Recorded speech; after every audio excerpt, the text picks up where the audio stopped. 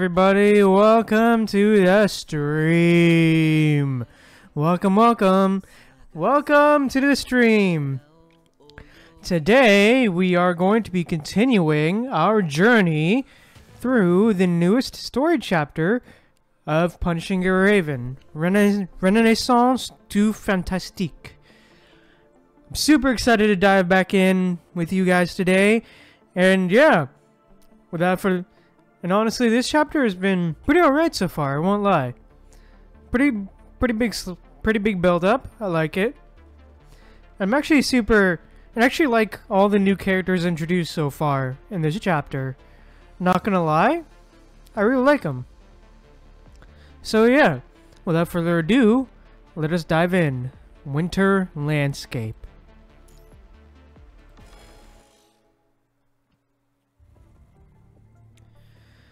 The door opens and combines once more. Compared to how they entered without thought last time, the four of them are much more cautious. The metal walls are covered in a thin layer of frost. Trojan likely knocks it with her weapon and inspects the shard that had fallen on the ground. Nothing unusual about this. It just froze due to the low temperature. Looks like the theme here is Winter Wonderland. After inspecting the area, they find a refrigeration unit as expected. There's no control panel, so we'll have to shut it down by force. By force, you mean... Lena draws her bow and aims for the air outlet. Stop! Please stop! A hoarse voice suddenly yells out. Lena immediately changes her target and aims towards the origin of the voice. Please don't break that device. It'll destroy the exhibits in the museum. The four members of the Irish Warbler finally take a look at the mechanoid that confronted them. Don't hurt me, I'm just a messenger. As if to authenticate its identity, the mechanoid crouches down, then parts on its body start to expand. It slowly builds a device they have never seen before, and a light flashes on top of it. The light slowly forms into a human shape, or more precisely, it looks like a hologram of a human. Greetings, guests from Babylonia. The voice is not emitted from the device, but the speakers in the exhibition hall. Hello, who are you? I am this city's temporary administrator. I am responsible for the operation of the mechanoids in this city. Then those statues. Those are security guards who protect these exhibition halls. It was not my intention to attack you. What do you mean? Mr. Administrator, Let me introduce myself. I'm Cervantes.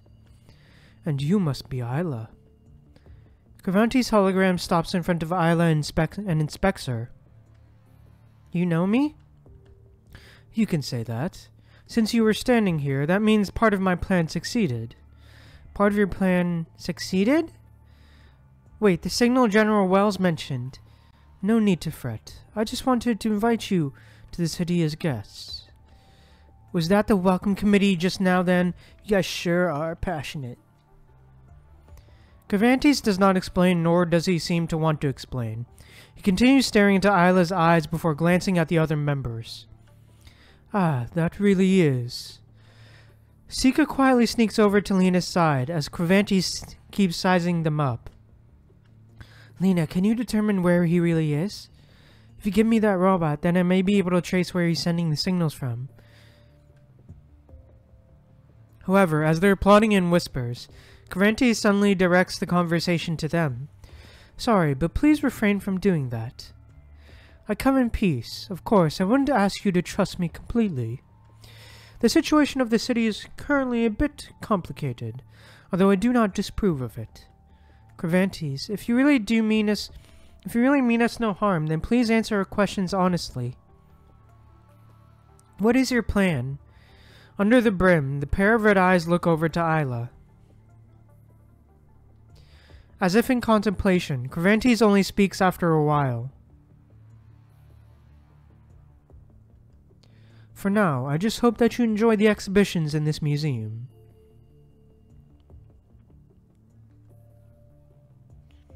Especially you, Isla of the WGAA.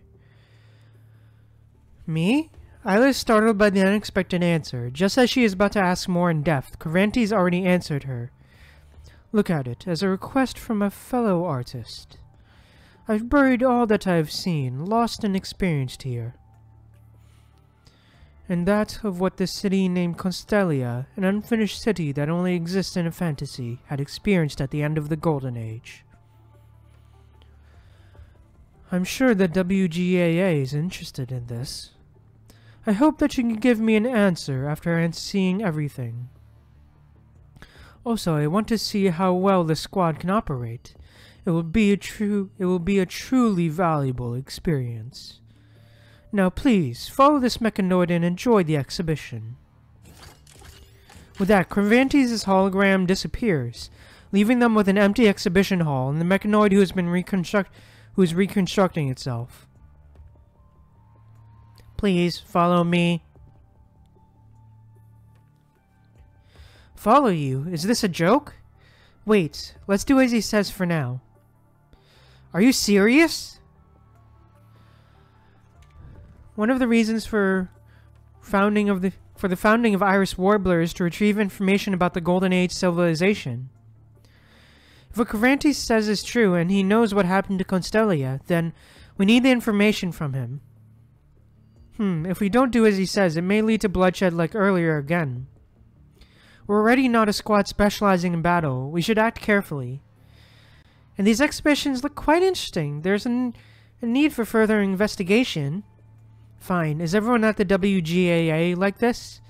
But if this is what Commandant and Captain decide, then I don't object. We just have to be careful.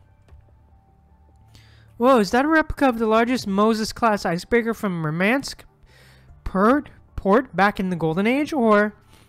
Before Lena can even finish her sentence, Isla's attention is already fully captivated by the exhibits in the hall. Wait, Isla, we need to maintain formation! Let's be the ones on guard and leave the investigating to them. Lena pinches the bridge of her nose as he tries to soothe the headache induced by the recklessness while she follows them. Hey, let's go.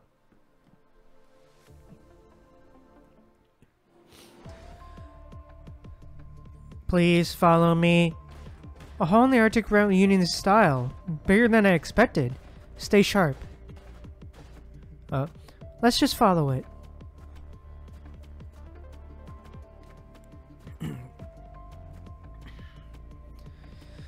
Constellia, Arctic Hall.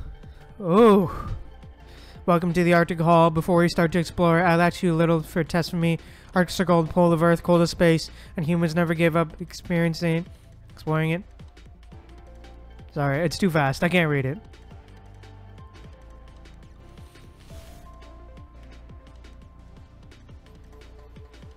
Okay. Oh boy. Oh god, they're gonna be pain. Yes, Eureka! The colors are wrong. Data recorded. Comparing data. Battle power is 24.36% above the expected value. Speculated reason. The leading construct's performance was further enhanced in the Arctic Hall's environment. Preparing phase 2 of the test, starting now. Urgh. Oh boy. Man, I actually really love that we're fighting previous enemies. A military mechanoid this time, huh?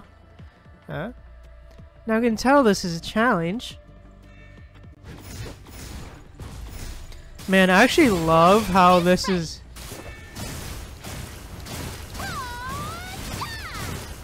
Let's see the future in these new colors. Hey. You know, I actually love that we're facing old enemies. Do you understand the essence of eyelash and Oh, my bad. Eureka! Data recorded, comparing data, calculation error, induction failed. A total of 28 mismatches with the previous simulation result have been found. Has the Arctic Route Union been fighting these bionics all along? Analysis failed. Analysis failed. Doesn't seem quite right. Did the failed analysis trigger the highest level of the battle power test system? The highest level, huh? Guess we can't hold back then.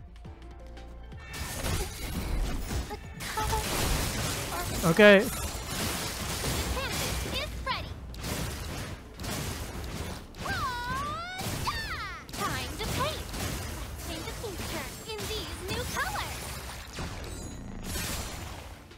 I actually love that we're facing old enemies in this patch. Understand the essence of Because I know this was... Cause I'm pretty sure this was like the 2.5 uni patch, right?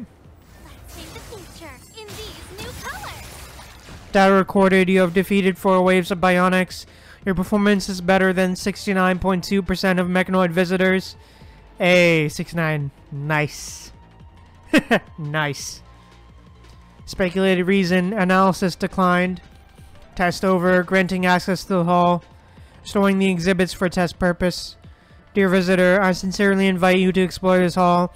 Once you have finished, you can come to me anytime so I can take you to the second section of this hall. Finally, it's over. Let's check out this hall before entering the next stage.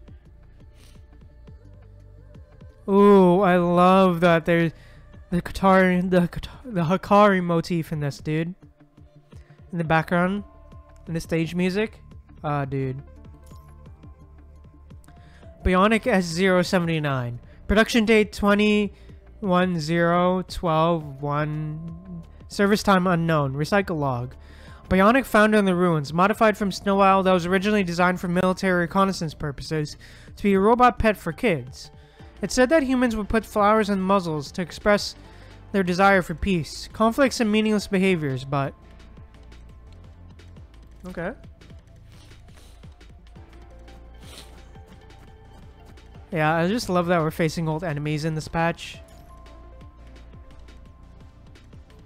Because this was like the 2.5 anniversary in CN, right? I'm pretty sure.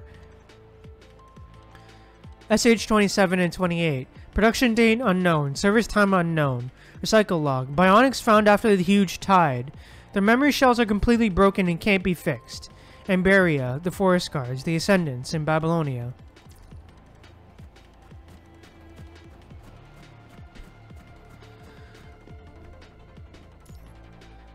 Bionic PB03. Production date 29/02/09/072. Service time 3 years. Recycle log. Military bionic found in among the scrapped machines in the Arctic Ground Union's abandoned Preher military industrial base.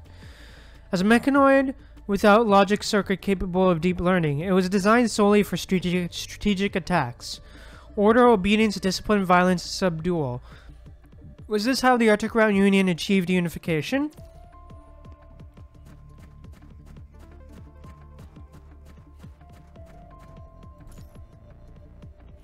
Commandant. The Babylonia Task Force Commandant who played a big role in the Arctic Ground Union incident. Oh, this is the thing that was... Oh, this was the thing that was in... For Night. Yeah, For Night. Oh, wow. Yo, that's a reference. Face the first humanoid hybrid construct in burial with the human body. Hero of Babylonia, Ascendance blank, failed to analyze the detailed data of that human. This is a replica of the combat suit that the human wore during the battle in the Arctic area.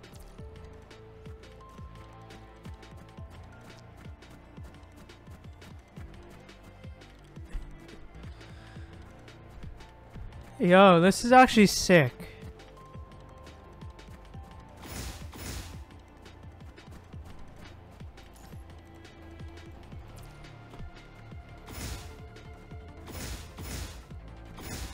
Alright. What'd you like to see? Derek, okay. Narwhal Derek, details unknown, okay. Okay. Moses class icebreaker, naval. Moses class icebreaker, naval. Production date 21/01/20 or 2. Service time unknown.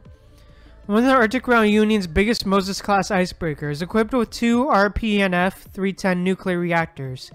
Capacity 80 persons. Tonnage 355. 500,000 tons. Load 100k tons. Okay. Play recording. This is Fleming speaking. This will be Naval's final voyage. The corrupted have destroyed almost half the engine room. We did everything we could, but it's still leaking. In 3 days, Naval will be lost forever. Fortunately, all those who are in love with her will go down together. The first mate said there will be an aurora tonight. I hear whale songs around. I'll get everyone on the deck to witness our ending. May the Arctic Route Union live forever.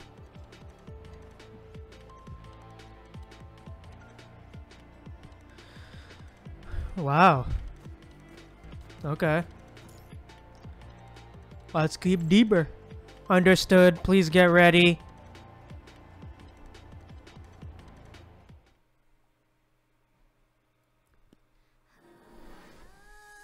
That person over there. Speaking of the Arctic Route Union. Oh, damn. Okay. Alright, let's start the boss fight. Oh, we're facing... Oh! They're recreating Alpha versus... even as a puppet. Still don't know who's the strong one. Let's end... Yo, oh, we're recreating... Watch out. Oh, yo, we're facing Rosetta again. Okay.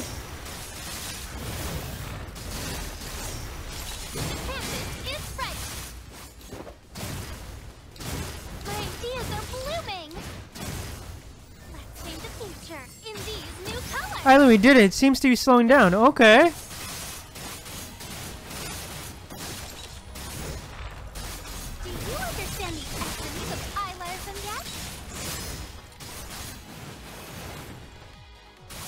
Okay.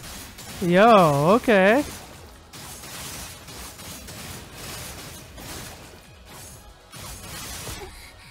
The colors are... Okay, damn. Gotta focus. Behold, a world of imagination. The canvas is ready. Hey, let's go.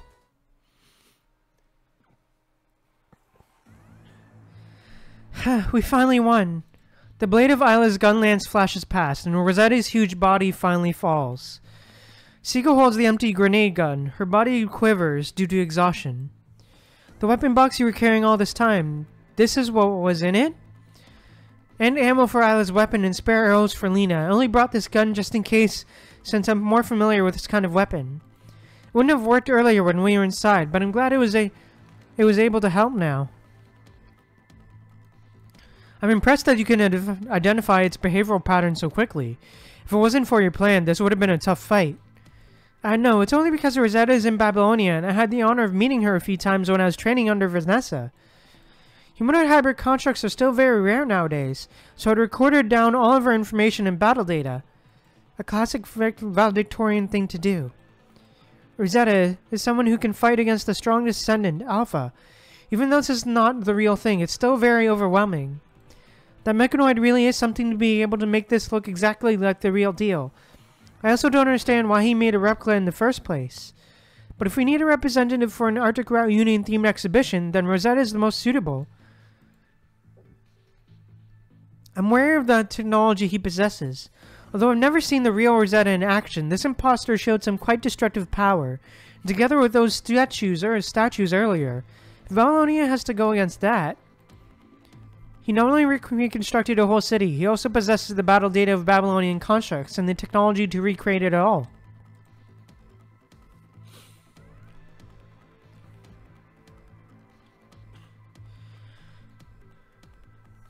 Exposing all this to Babylonia just to use Constellia as bait to have the WGA send members over to investigate? I don't know, there's too little for us to conclude right now. At least as he said, he doesn't wish to harm us. Now, we can only do as he said and explore these exhibits, though this feeling like being led on a wild goose chase is a bit unpleasant. While the road is always rocky on the way to fight the final boss, that aside, I think we cooperated pretty well just now. Sika's commanding is more calm than before too, that helped quite a bit. I give her a 5 out of 10, don't let it get to her head. From afar, Lena returns to the others after inspecting the area. It's commendable that she thought of using specialized electromagnetic shells to restrict their enemies' movements, but if it hadn't worked, If it was not created completely according to Rosetta's original data, then you would have exposed yourself to danger. You could have just used me for remote restriction, increasing the battle's efficiency. I found something interesting. Without waiting for Sika to react, Alina throws something over to Isla. What's this? Isla opens her hand. A small data chip lays in her palm. The silver-white chip shines like the fake snow on the ground. According to my scan results, this chip should have memory data on it. You can read it with the Portus constructs have. This is Cravantes? Looks like this is the thing he said he left behind. There may be valuable information on it. Then should we decide who reads it? The three of them all look in the same direction. Alright, I'll do it. Okay. Alright. Oh yeah, that's pretty cool. Man.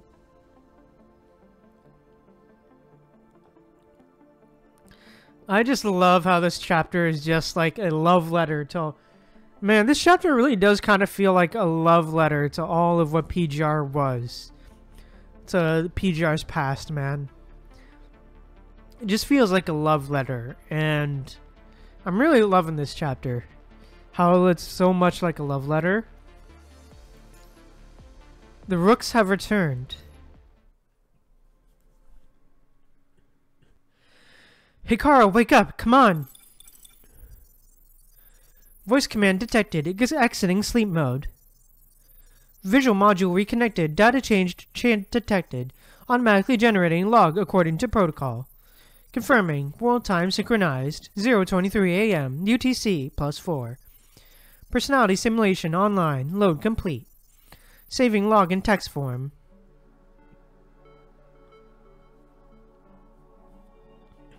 Yesterday was the 23rd day since we left Murmansk port. According to the plan, the Moses-class icebreaker naval left Barentsvert on the 22nd day and entered the border of the Greenland Sea and Norwegian Sea. After periodically ingesting diphenhydramine, Michael's condition of seasickness has improved. It is the 7th time he has tried to paint on the decks. He persisted for 30 minutes this time, but ultimately had to stop due to the strong wind. In the evening, Captain Fleming caught a cod that weighs 2 pounds, and he enjoyed sashimi together with Michelle. Daily alcohol consumption is 23% over the doctor's recommended amount. I received a verbal promise when trying to stop Michelle from consuming more, but according to the past 6 months, there is an 89% chance that he will not keep his promise. 16:47 p.m. UTC +4. Michelle went back to his room to sleep, 21 minutes later than his average sleep time. Recording complete. Releasing cache. Restarting log mode. Good morning, Michelle. This is not your usual walk-in time. Is there an emergency? Haha, of course an emergency. We're about to venture into Target Sea area. The captain says the weather will be good for the next few days. Everyone's excited. You look very happy, Michelle. I was still missing the lands a few days ago, and now my love is for the sea. Humans are really fickle, aren't we, Carl? 3 months ago, you said you would stab your eyes with a pencil if you had to watch another one of those rubbish films by UC Entertainment. 2 weeks later, you secretly went to see the premiere of Beyond the Wild by yourself. UC Entertainment? Is that a Gundam reference? Also, Beyond the Wild? Is that a Breath of the Wild reference? Or something like that? I think this supports your idea. The main character wasn't that good, but there was a little boy in one of the supporting roles who blew us away with his acting. Wait, how'd you know I went to watch it? I thought I hid it from you. Different from humans, mechanoids have more ways to obtain information. If the need arises, I can find out everything about you. I guess that's true. You always remember everything. Come, Carl, let's go to the decks. Michelle pats his assistant on the shoulder, treating him like an old friend like he has for the past 10 years. The sun has not risen from above the horizon yet when they push open the cabin doors, but what appears in front of them is not pitch-black darkness as they are near their Arctic Circle, but a faint aurora dancing across the skies before dawn comes. A lot of crewmates are already on the deck. Today is the resting day on the Aurora. a whole day of freedom. The Vikings used to think auroras were rays of light reflected from the goddess Valkyrie's armor. They called it God's skirt. The aurora is believed to lead the souls of dead warriors to Valhalla, where they would bask in eternal glory. This is an old myth passed on from generations, way before the establishment of the Arctic Route Union. Even now, a lot of people in the Union still believe it's true. But what about you, Carl? What do you think of the aurora represents? Mechanoids do not believe in religion, so naturally he does not believe that there is a palace of the gods up above the auroras. It is merely a reaction brought on by plasma molecules, a visual effect caused by the ionization of molecules in the upper atmosphere when solar wind is captured by Earth's magnetic field. No matter how magnificent or mysterious something is in the eyes of humans, after understanding the mechanics behind it, it no longer retains its fascination. I don't know what kind of answer you're expecting, Michelle. He knows Michelle. This artist has a personality that stands out even in the society he's in. Michelle will not be asking this expecting an explanation on how auroras are formed. There's not really an answer I'm expecting to hear, Carl. I just think that this would be good fuel for your paintings.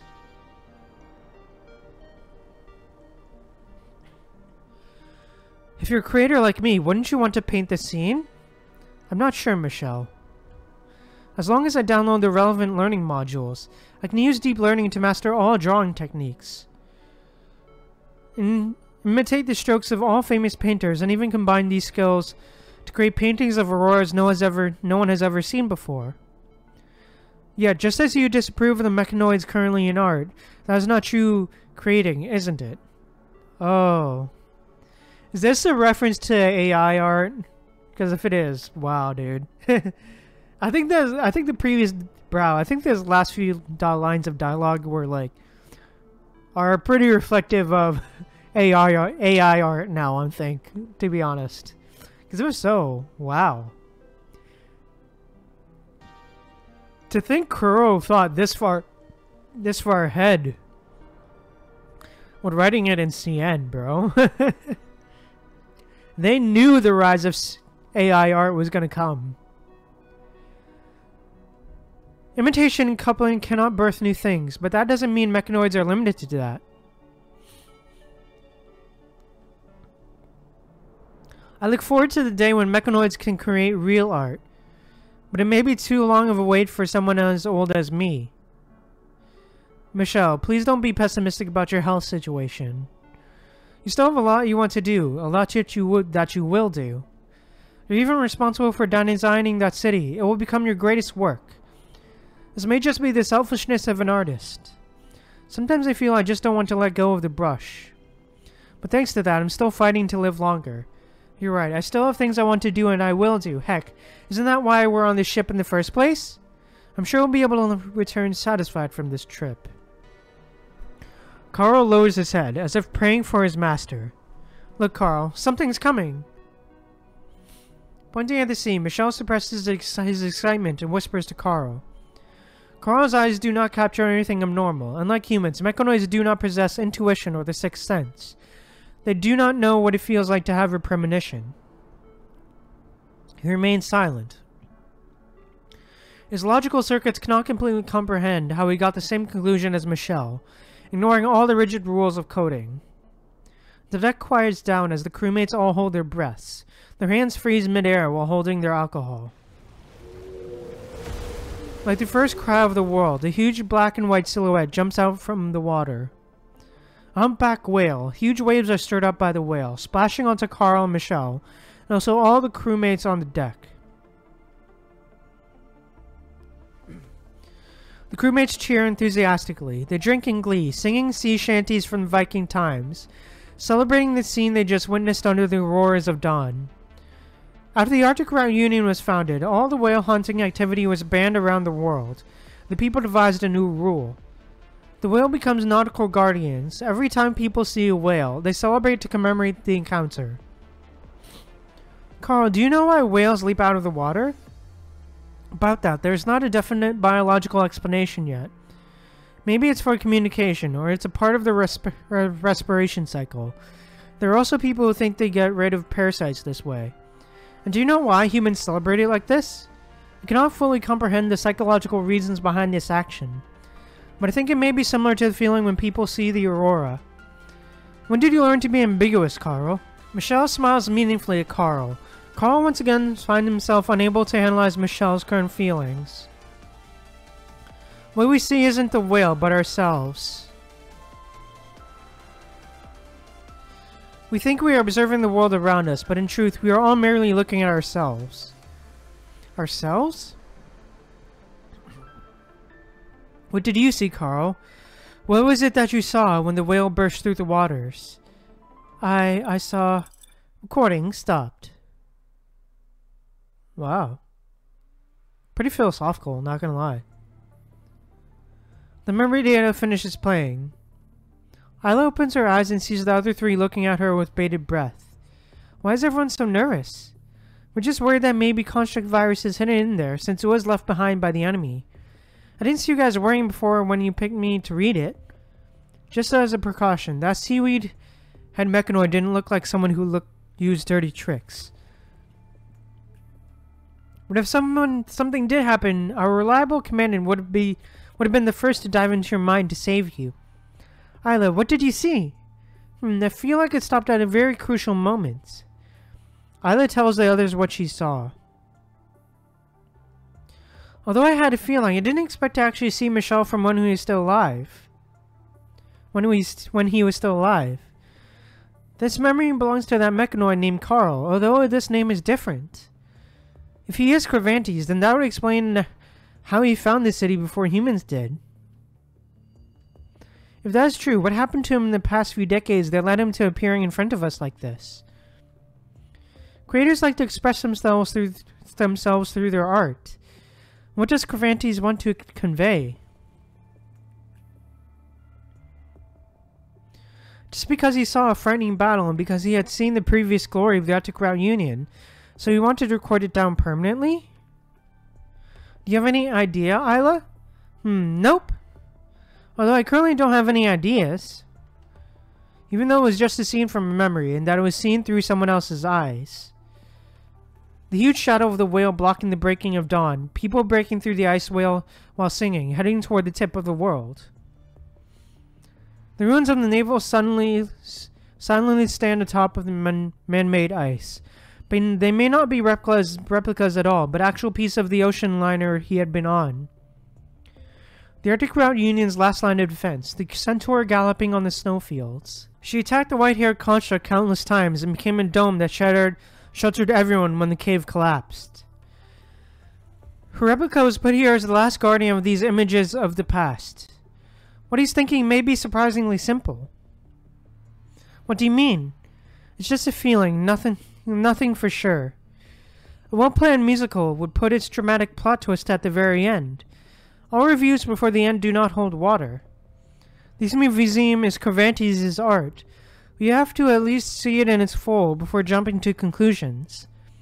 This is not only out of respect for its creator, since he wants something from me who belongs to the WGAA. Then I have to respond to him in the WGAA way. Okay. Alright. Isle of the Dead. In a pitch-black hall. Meticulously decorated knight armor is placed in the center of the room. Under the thick visor of the lifeless armor, light flashes irregularly, as if it has a consciousness of its own. Oh? And continues to emit this incomprehensible white noise, as if it's a snoozing beast waiting for someone to open its cage. Okay. The taciturn construct stands alone on the edge of the tower. He looks down to the surrounding buildings, yet his eyes are not looking at anywhere specific. Even though he gave his all to reconstruct the city, he does not care for it at all. In human civilization, there is an emotion called homesick. People develop special feelings for the place they were raised in, and when they are away from that place, those emotions get amplified. As a mechanoid assembled and activated in this city, I think it makes sense for me to stay here, but he is different.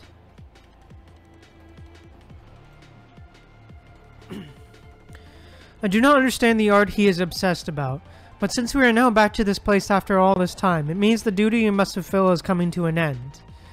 Why does he still look lost? Looking at his figure, this question sometimes comes up in my memory shell. It should not be something I should worry about. Cervantes? Oh, Dulcinea. Dulcinea? Oh, wow, okay. Is something the matter, Dulcinea? Oh, wow. Cervantes, you requested for everyone to refrain from going onto the streets for the time being, but some mechanoids are not satisfied by this. As far as I know, a few mechanoids have already snuck out of your designated safe areas to create. I'm not their actual administrator. They have the right to do as they please. Don't worry, I have a backup plan. Now is just not the time for it yet. Once this is over, I will lead all the mechanoids who are willing away. I don't understand, Cervantes. The Church has technology that can make this city undetectable to all humans. Not only for the Church, Constellia is a natural habitat for mechanoids. When he left the Church of Machina and came here all those years ago, he spent a few years' time to create an environment suitable for us. Yet now you invite Babylonia here. Why? The city is just a shell. It doesn't represent anything. Mechanoids, however, have infinite time. We can always recreate another city that is exactly the same down to the last pebble.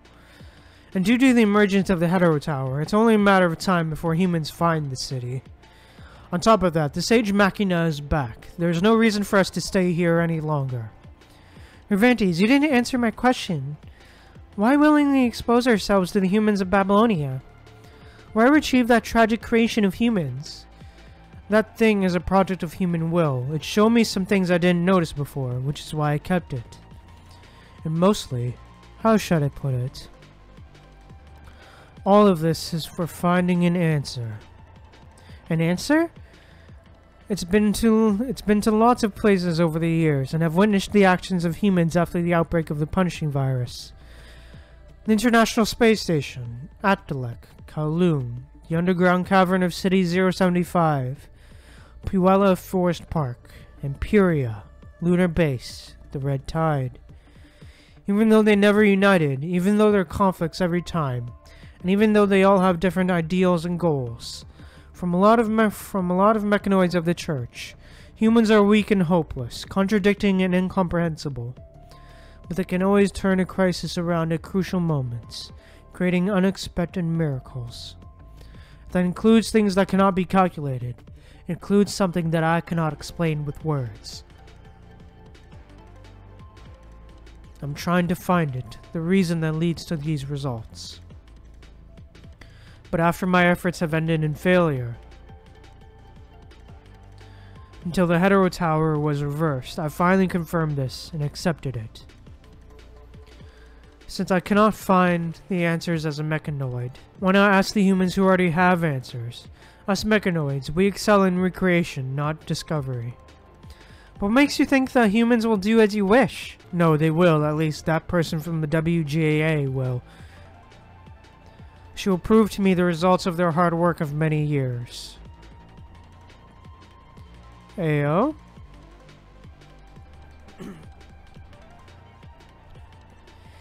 Hey, Hikema! Let's go! Scanning finished. Data model reading complete. Planning the most suitable route. Spooner, this way. On the empty streets, a white female construct walks together with a therianthropic construct.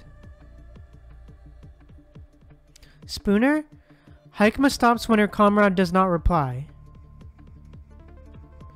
Nothing. This place is just very impressive.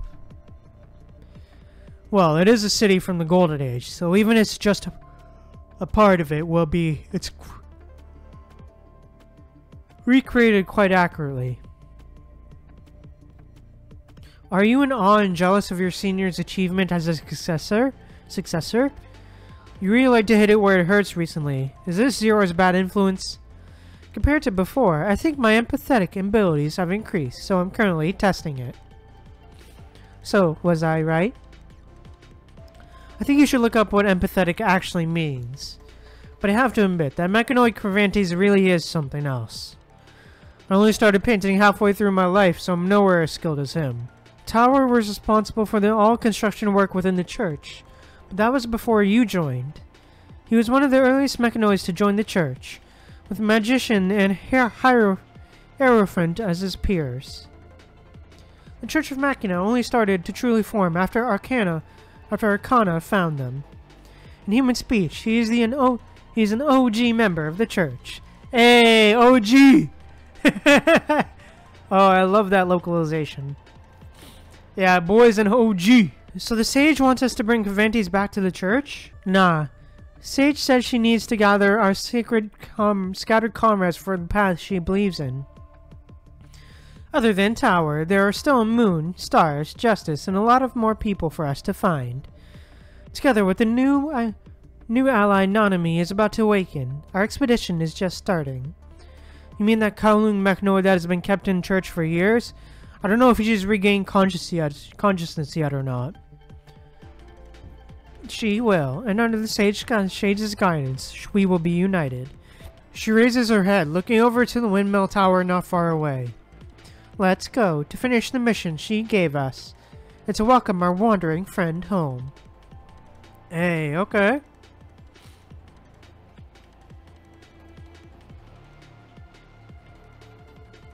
Hidden in the shadows in a corner. Hey, Selena!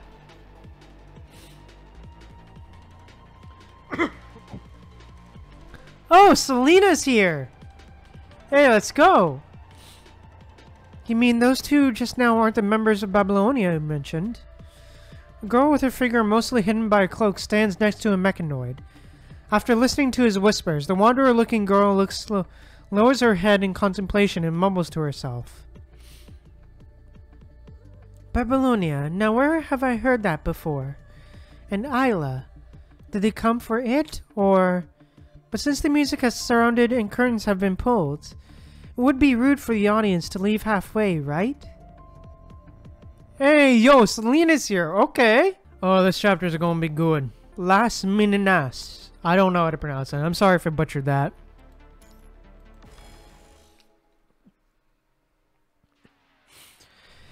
Wow. Oh, we're in Kowloon now. No matter how many times she has seen Kowloon, she's still stunned by its magnificence every time. A city engulfed by rainbow-colored light, sparks flashing from numerous buildings. Even when its mini exhibition version it is still breathtaking.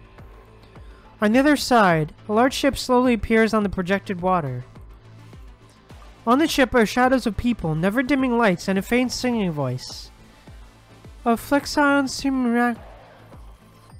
simulacrous make. Thusly it cometh and goeth at the pluck of digits 10. How transient its flutter.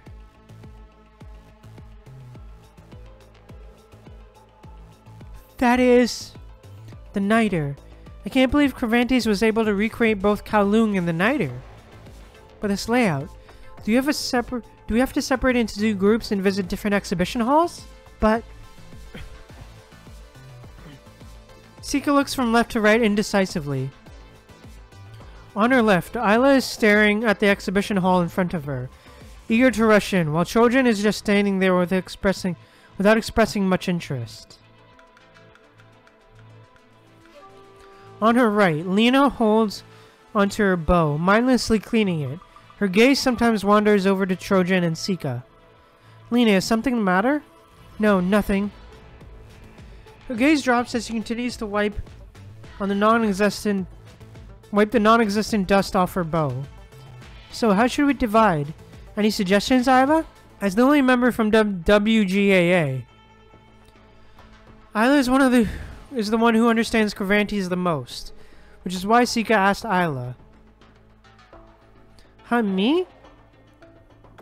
Brought back to her senses by Sika's voice, Isla turns with her arms folded and looks back at her teammates, who are in different mentalities.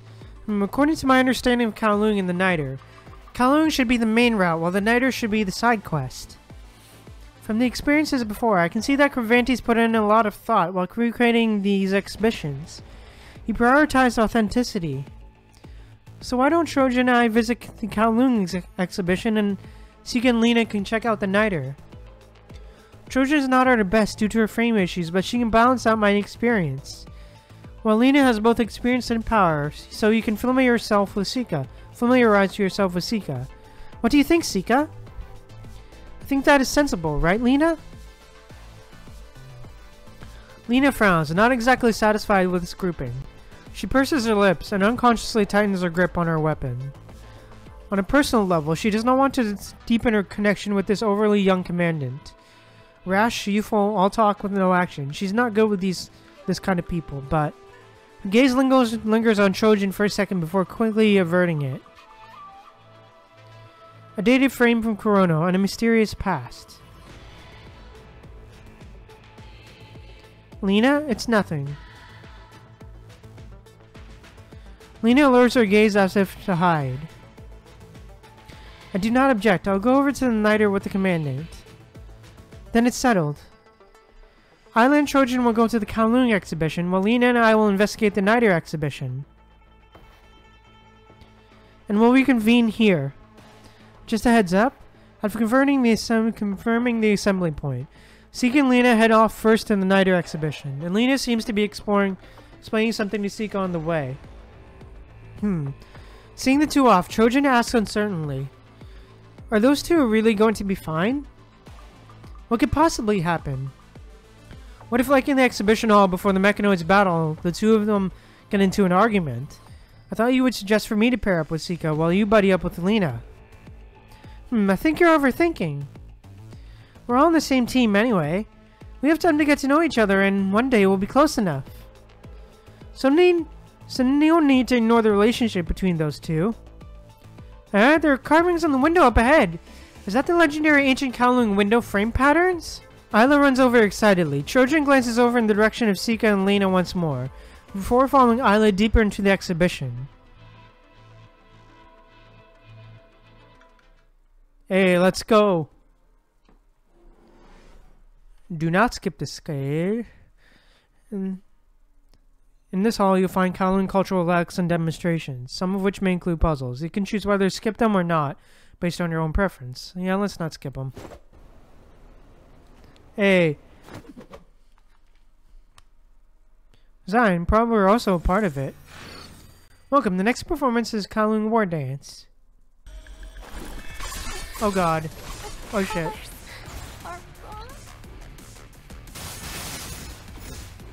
Do you understand the essence of Isla-ism yet? Behold, a world of imagination! The canvas is ready! Ta-da! This dance is truly a perfect blend of aesthetic and practical aspects. I had some prior knowledge of Kowloon's traditional arts, but this is a way more exhilarating experience. Exhilarating? More like nerve-wracking to me. We should be safe for now. Where should we start? Let's check out the projection. Maybe we'll find out something new. Okay.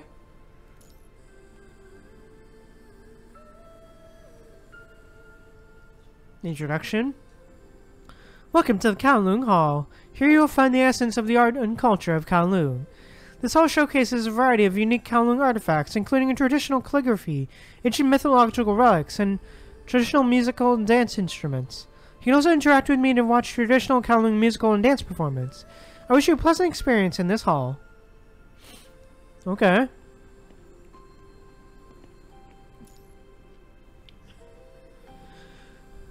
Smart service. Okay, let's see what that's about. Singing. Unfortunately, I'm unable to perform this due to avoid damaged voice components. Or damn. Umbrella dance? You're about to watch Umbrella Dance, a martial art dance notes for its graceful moves. Enjoy. Okay.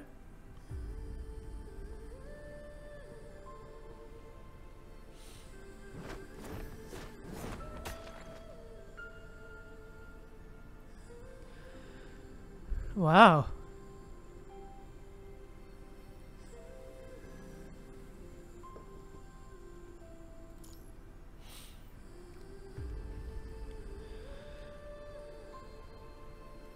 Gimquin performance. Gimquin is a unique classical Kowloon musical instrument. Enjoy.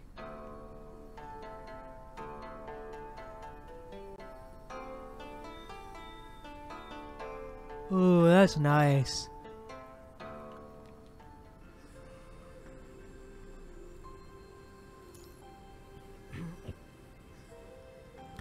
Ooh, loving how Hikari is playing in the background here. Scan visitor. Smart project. Scanning your traits and generating a description of you in ancient Kowloon language. Please wait. The former sends the swans give flight, like the dragon soaring in celestial light. The splendors rivals autumn golden hue. The grace of shine springs bottom anew. Okay, that was too fast. I'm sorry. I wasn't able to read all that.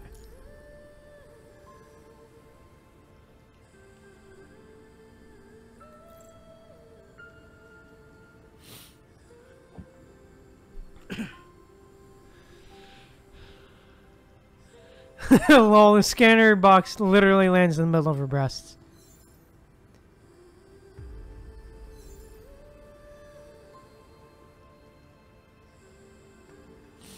Okay. Wow. Abnormal visitor behavior. Defense program activated. Oh shit. Really? Oh wait, that's not what I meant! The colors are wrong. Let's see the future in these new colors.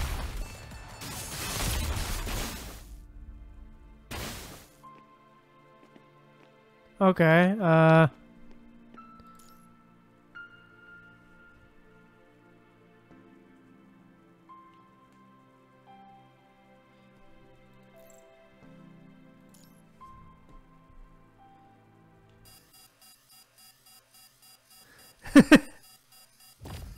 again? The colors are wrong. Yes, Eureka!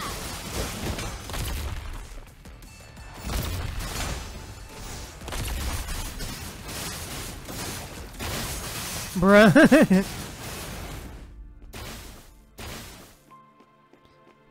Is there anything else here? Oh? What's this?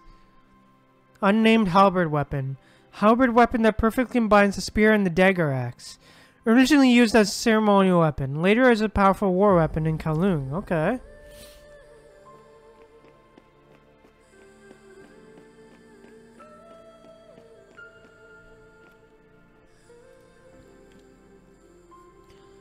White Tiger Skull. Features Kowloon's legendary creature, the White Tiger. The White Tiger is the god of the west among Kowloon's 4 spirit animals. He protects Kowloon on its west. Wow.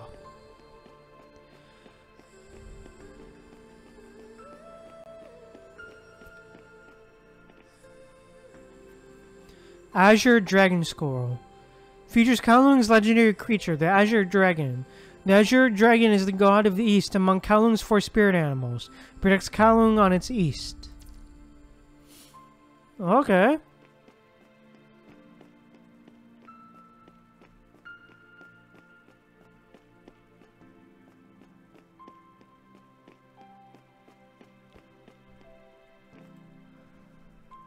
Vermilion Bird Scroll. Features Kowloon's legendary creature, the Vermilion Bird. The Vermilion Bird is the god of the south among Kowloon's 4 spirit animals, who protects Kowloon on its south.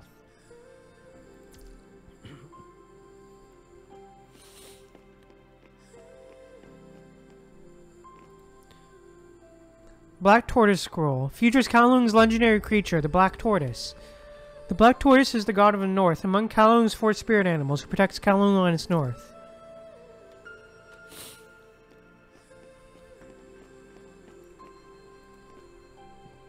Drum. Kowloon's traditional musical instrument that was originally used in ritual dances and battles.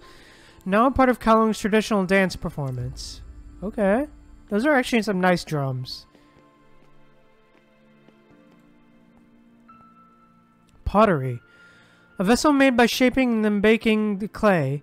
According to the research, it was one of the daily utensils of the Stone Age Kowloon, mostly seen in art collections today. Wow. 8-diagram-shaped mirror. The 8-grid diagram-shaped mirror has been regarded as feng shui, like a charm throughout Kowloon's long history. The mirror consists of trigrams, in order of E, thunder, southeast, wind, south, fire, southwest, earth, west, river, northwest, heaven, north, water, northeast, mountain. Wow. Are these like the same description or? Yeah, they are. Okay. Let's look at this. This dialogue is the exit. At the exit is full of Kowloon's cultural elements. To open the door, rotate the elements and ensure they align correctly in their respective positions. Okay.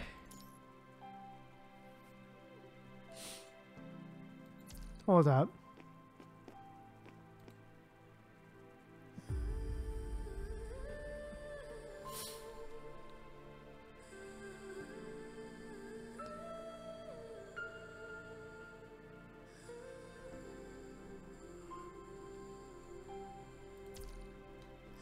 So, pretty sure this is north. This is north.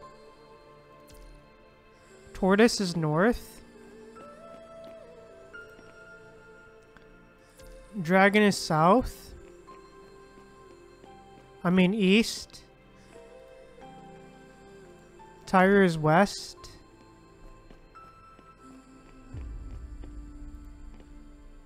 And bird is south. Okay.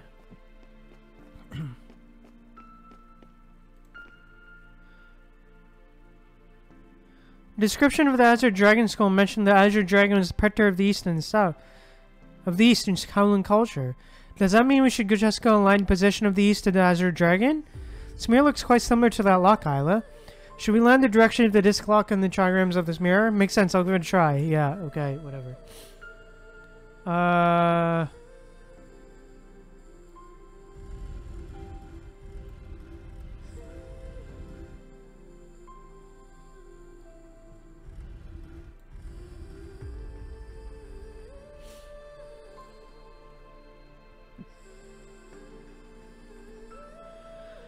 So, east is thunder.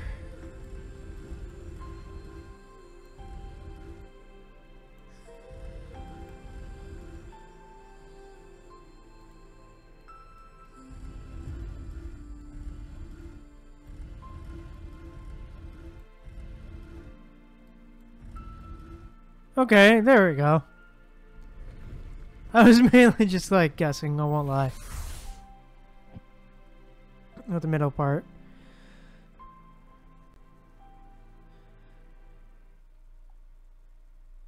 Oh.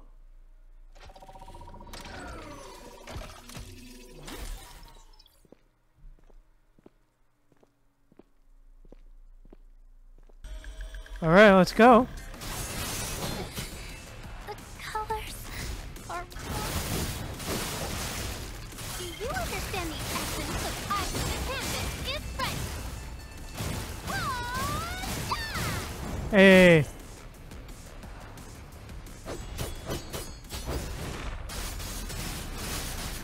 Time to paint. And boom.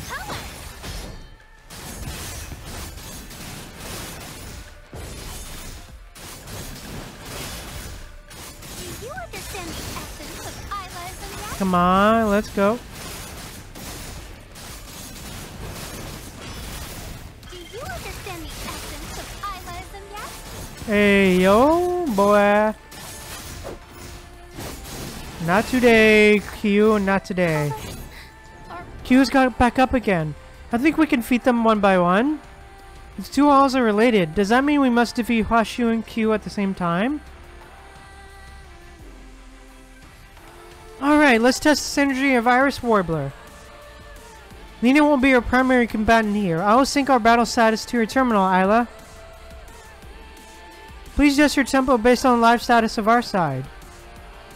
No problem.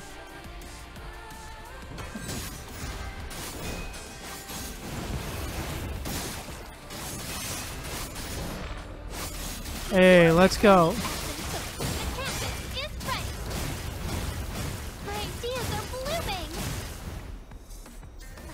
And boom.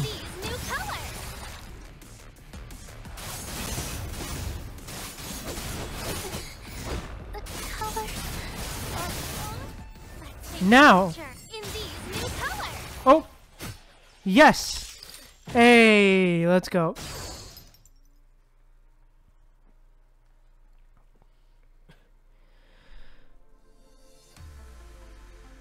Isla, now. This should end it.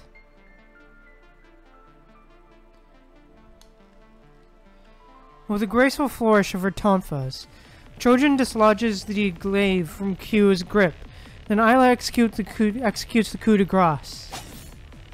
The sharp blade weaves with an elegant dance across the body of Q, delivering a weighty strike that is potent enough to render her immobilized. The wound opens up to expose the metallic intricacies within that sizzle and crackle with electric sparks. As her vulnerability is laid bare, she is finally stripped of the facade of ease she once held. Impressive. It seems that the fight on the other side has ended as well. Visitors, the victory is in your hands now. She can talk? Visitors, do you find it peculiar that I possess the ability to engage in conversation? I thought you could only say those preset lines after all. You make it a fair point indeed. I'm sensing a seemingly authentic imposter, in fact. Perhaps even worse than that. I am merely granted a resemblance to the original, with an implanted personality that appears plausible. I'm nothing more than a counterfeit, created solely for the purpose of conforming to the impression of this particular exhibition hall. I've never laid eyes upon the real Kowloon. The only genuine connection I have with that place is through the physical materials used in constructing my body. Grantees acquired them from Kowloon in the pursuit of precision and intricate details. But are you aware that you are not Q? That is not something you would discern right from the start. Initially, I only existed as a mere imitator, tasked with reenacting a specific piece of history, performing a specific moment repeatedly. However, at some point, I started to have this dream. It's a dream about a grand metropolis standing proudly by the sea, inhabited by peaceful and prosperous people, and the Supreme who vows to safeguard her land at any cost. That dream became a haunting phantom within my mind, compelling me to question my true identity. So what was the conclusion you drew? Nothing. I'm nothing more than an empty vessel, a decorative stage, merely serving as a means rather than a purpose.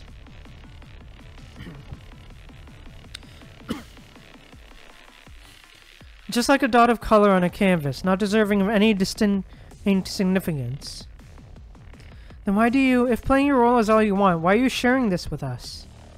You're asking me why. Perhaps I simply seek an end to that endless dream.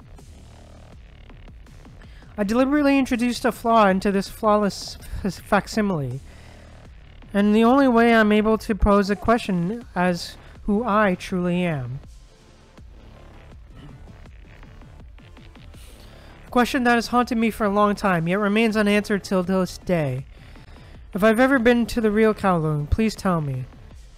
What is the present life like for people in Kowloon? Does the city still revel in the splendor once enjoyed during the Golden Age? Is the Queen named Q truly a wise leader? What kind of future awaits Kowloon under her guidance? I'm sorry, I'm not sure if I'm in a position to give you answers.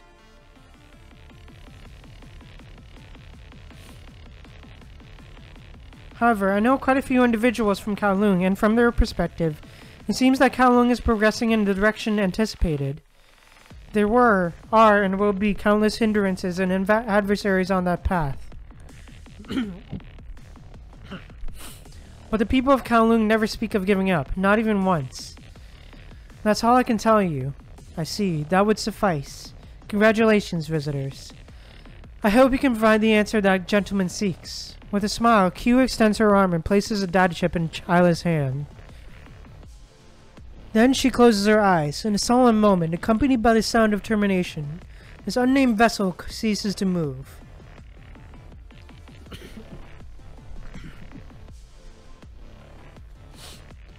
Silently, Isla accepts the object that Q bestows upon her in the final moments of her existence. Another fragment of Cravantes' memory data. May I be the one to read it this time too? Of course. Isla nods and proceeds to insert the chip into the data port on her frame.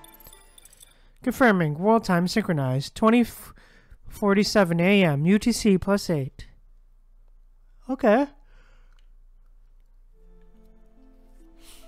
Mr. Carl, may I know where Michelle is? Confirming. Questioner identity. Leader of Kowloon. Confirming coordinates of Michelle's location. Error. No transponder signal detected. A new record has been added to the message box. Play. I will be strolling around Kowloon today. No need to look for me. From Michelle. Verifying original schedule. Private meeting with the leader of Kowloon. Operation error. Slight overload in motion module detected. Initiating self repair process.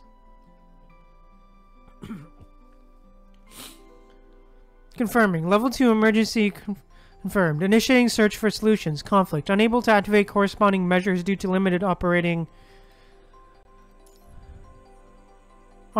range. Switching to emergency behavior mode. Initiating system soft reboot. I regret to inform you that Michelle is currently unavailable. It appears that he embarked on a sightseeing excursion within Kowloon early this morning. I take responsibility for not confirming the schedule with Michelle in advance. Lady Q, if this has resulted in any inconvenience or caused you any distress, I will personally discuss the matter with Michelle to arrange appropriate compensation. That would be unnecessary. This wasn't seen as an official meeting anyway. No diplomatic affairs involved. Furthermore, it was the views and culture of Kowloon that enticed Michelle. As the leader of the city, I consider it a source of delight and honor. Thank you for your generosity. Lady Q. However, now that I have some rare free time away from my responsibilities, I would rather feel lonely to spend it all by myself. I had planned to discuss this with Michelle on topics pertaining to art and culture.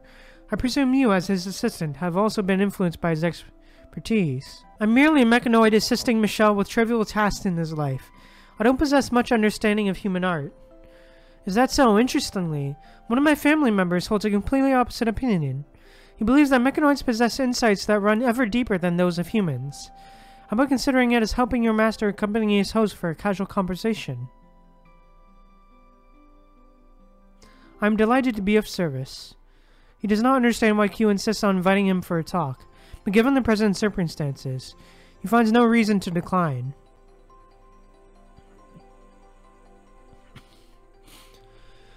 Wow. Accompanied by Q, he strolls through the winding alleyways, making his way toward the restricted complex located at the heart of the city. Q leads him to a towering structure, its viewing deck offering a breathtaking panoramic view of the entire Kowloon. Welcome to the Kowloon Sky Deck. For over a millennium, the Astroverse Bureau of Kowloon has diligently observed the stars here, shaping the very foundations of our calendars. I enjoy spending my leisure time here. The tranquility makes it an ideal place for deep thinking and meeting close friends. You can also see the entire Kowloon from up here. As Carl follows Q's gaze forward, he's greeted by the sight of the city expanding like a chessboard, the streets adorned with paper lanterns and festoons to celebrate the upcoming New Year. Even in daylight, you can imagine the awe-inspiring night view that will unfold after the sun sets.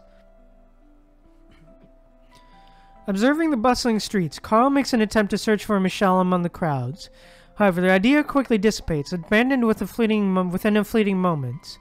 You've talked a lot to me along the way. From what I see, you are far from boring as you initially claimed. I'm simply echoing what I heard from Michelle. However, I'm glad to have had the opportunity to provide you with entertainment, Lady Q. He's a talented theorist as well as a man of action. Constructing a city that emulates the splendor of the Golden Age is seen as an impossible mission by many. In his pursuit of completing this project, Michel has embarked on numerous journeys, exploring various locations and leaving no stone unturned. Do you believe he can complete it? I always do. This is the first time that you clearly stated your opinion on something. Because Michel is always confident. Gazing calmly at Kowloon below, Carl beholds a magnificent city that exudes both vibrancy and grandeur. And the vision Michel holds within his heart surpasses even this spectacle, leading Carl to comprehend why many view his goal as nothing more than an artist's futile dream. Lady Q, may I ask you a question? Please, go ahead. Could you tell me, what does the city mean to Kowloon? This is a rather intricate subject, and I'm afraid a few words are far from enough to draw a definitive conclusion. What if you have to conclude it with a few words? It serves as a testament to Kowloon's existence, as long as the city stands, and instills hope within our people for the future of Kowloon. The city of Kowloon was erected millennia ago, upheld by the sturdy pillars of our civilization. Throughout the ages, we have continuously added bricks and tiles to it, leaving behind tangible traces of our existence in this world. You still not done with that hypocritical speech after all these years? From behind Q and Carl rings an androgynous voice, laced with a touch of disdain. Villiers? You're back from the Science Council? Why didn't you notice me ahead? Why would I report to you about my whereabouts? So you can arrange a grand reception and have everyone line up to give me a warm welcome? I simply don't see the point in staying there any longer, especially since the current stage of Gestalt's development has ended. I can achieve better work efficiency in my old-style studio here, though I find it disappointing that Kowloon hasn't changed a bit, still as noisy and irritating as ever. Just when I thought I had finally found a place to escape from that dreadful chaos, you showed up here with a mechanoid? Unbelievable.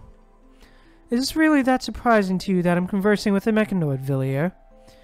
I was zero interested in whom you're talking with. It's just...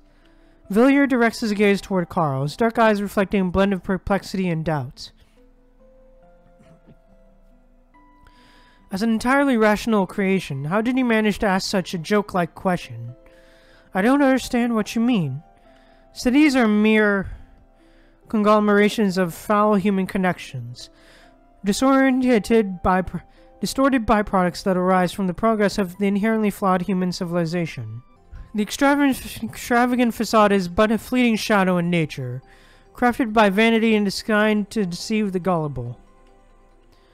As a mechanoid who measures the world using numbers, how is it that you fail to perceive the true nature of this city through your calculations? I'm afraid the calculations required to ascertain that theory demand an arithmetic module far more advanced than the one I'm built within me. Forget it then. It would be utterly absurd for me to expect an antiquated piece with an out-of-date model to meet my ideal standards. Villiers, suppose you succeed in constructing your ideal creation. How can you be certain that it will arrive at the same conclusion as you? Would you also find yourself disappointed if its calculations were to defy your expectations? That is some meaningless sophistry. Villiers, the angular young man, displays a frown and turns away in disdain, choosing to depart. Silently, Carl observes as Villiers walks away. Still, Villiers' opinion is not entirely unjust. There are far more things hidden underneath Kowloon's ostentatious facade. If that's true, why don't you advocate for a superior societal module to replace the existing one? And it's only natural for mechanoids to seek the replacement of the old with something new, I presume. In reality, there isn't a particularly intricate reason for not doing so either, or rather, we don't require one. We simply made the choice to become what we are today. Recording stopped. Okay. This chapter is getting real philosophical, bro. I won't lie. Moonlit night on the Dieppe. Okay, man. Let's go.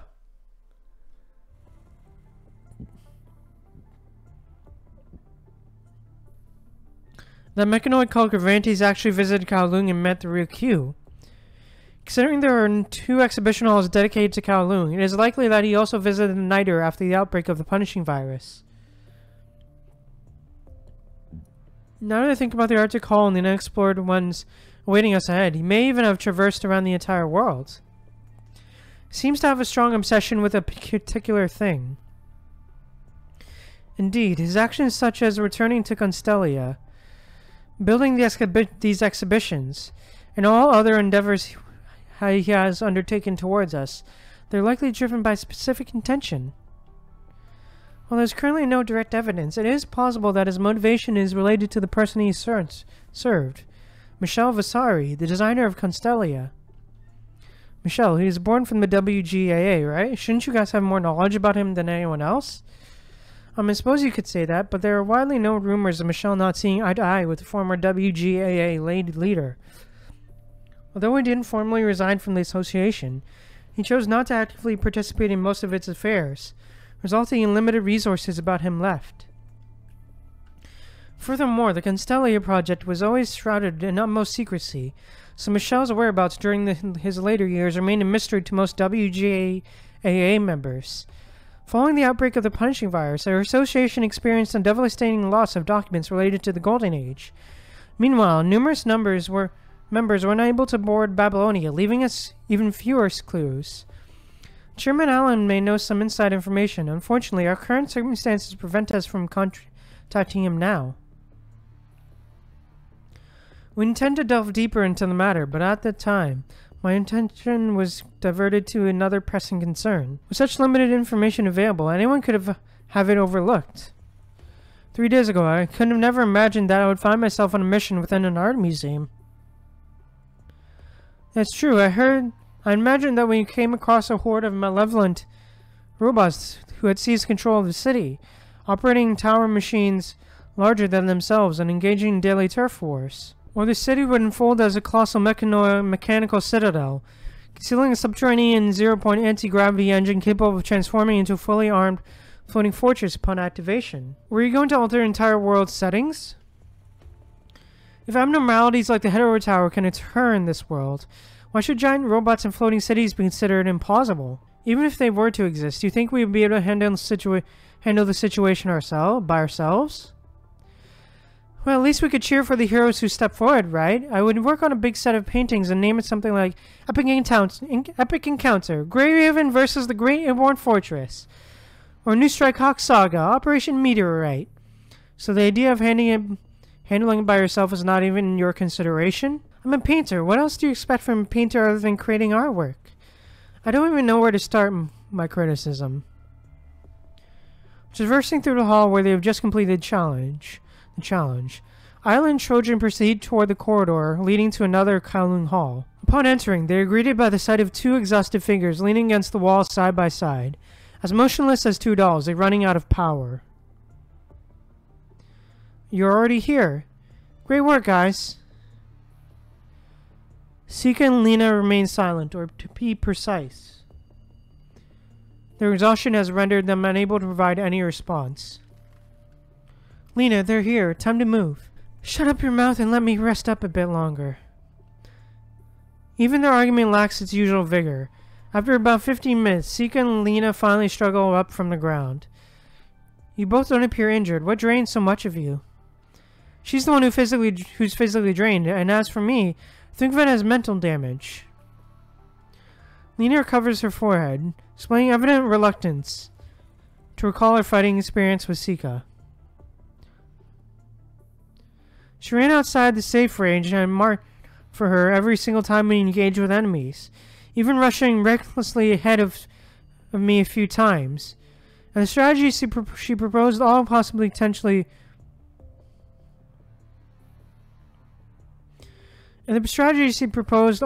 cost her her own life. With her battle power split into halves, if we didn't employ bolder approaches, our combat would become a drag and impede their progress. Why can't you trust me more? Regardless of the circumstances, I'm still an FOS graduate with actual field experience. Trust? You expect me to blindly trust you after just meeting you?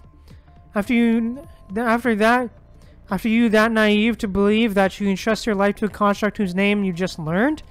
How the heck do they depict the relationship between constructs and commandants in FOS? Like a big happy family or what? The commandant's role is to dish out orders, not to cozy up for a buddy-buddy relationship. Relying on the assumption of blind trust for your strategies is a major screw-up right from the start. Don't you know all about the messed up situations that happen because you put too much trust in combat strategies? Ignoring the possible risks just because you got lucky a couple times is a surefire way to end up in a total mess.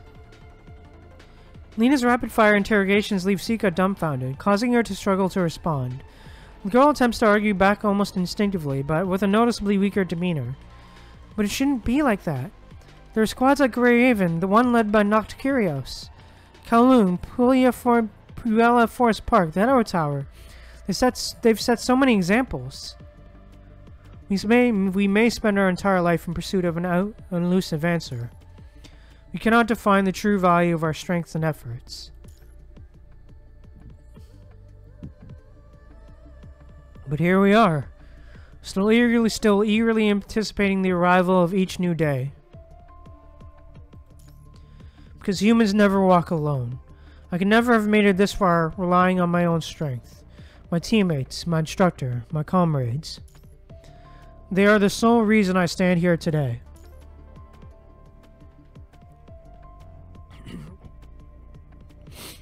Your father was one of the first soldiers who chose to become a construct during the post-pandemic age, hard earning the title of a hero in Babylonia. However, no one expected that his daughter would desire to follow in his footsteps.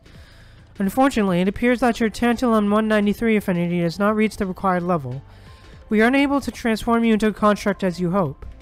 Perhaps you can consider aiming to become a commander instead. This way you can still contribute significantly to humanity. The assault warfare against City 74 concluded as a resounding success, with the Grey Raven squad once again playing a crucial role. Grey Raven? How to earn a construct's trust? Why would you want to do that? Constructs are items, tools, or measures employed to achieve victories. You're not supposed to play friendship game with them. Are you seriously going to feel sorry for broken tools? Having too much empathy never makes a good commandant. Just look at the Suzaku squad. Exhibit A. We all know what happened to that commandant and his teammates. By the way, don't even utter a single word about Grey Raven in front of me. You hear this scar? See this scar? This is the proof of what they did to me. If you dare say you want to become a commandant like that, get on my side immediately. Trust you. I've neither the interest nor the time to invest in building a relationship with someone who's still wearing a diaper. I was wondering about the deal with the FOS chief. Turned out we were here to babysit of all things. Just stay behind us in every battle. It'll save us a lot of trouble and give you more experience. At least your profile can look prettier. Let me be straight here. You'll not become the second Chrome or the second Noctis Kyrios. From what I can see in your talent, potential, and performance, it seems highly unlikely for that to happen. I just want to become someone like them, like the person I look up to. I just think their approach is the correct one. Lena had a good point there. We've only known each other for a few days. I've also been taught not to leave my back exposed to others unless there's absolutely no option. Not to mention, being a human made of flesh, you should definitely be more mindful of these things on the surface. Isla, do you agree with them too? I indeed sort of sense a tsundere side of Lena. She does have a certain independent nature, like a cat accustomed to living alone. She'll not easily show you her belly and ask for pats just for a few treats you give. Don't compare me to a cat like that. I'm just teaching her the most basic knowledge that every task force member should have. Looks like you're the captain and you've been on the surface. Look, you're the captain and you've been to the surface countless times. You should know whether what I'm saying is true or not. I don't think Sika's opinion is entirely off base. I've been staying tuned into the Grey Raven Commandant's actions myself, and there are some valid points to consider. However, we are not Grey Raven, are we? We're a squad that's in a league of our own, you know? How should I put this? It's like our members have these complicated backgrounds, and the path we're about to venture on is no walk in the park. The future of the squad is still uncertain, no doubt about it, but amidst the uncertainty, it's crucial for you to have a clear understanding of what needs to be done to guide Iris Warbler towards its destined path.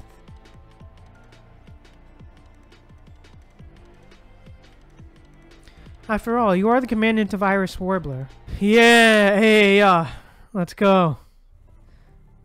Team bonding, let's go. Trojan leans against the street lamp, quietly adjusting the professional and personal terminal on her arm. Bathed in the colorless light, her cyan hair exudes a chilly luminance. Her gaze remains fixated on the screen on her terminal, her thoughts seemingly immersed in profound contemplation.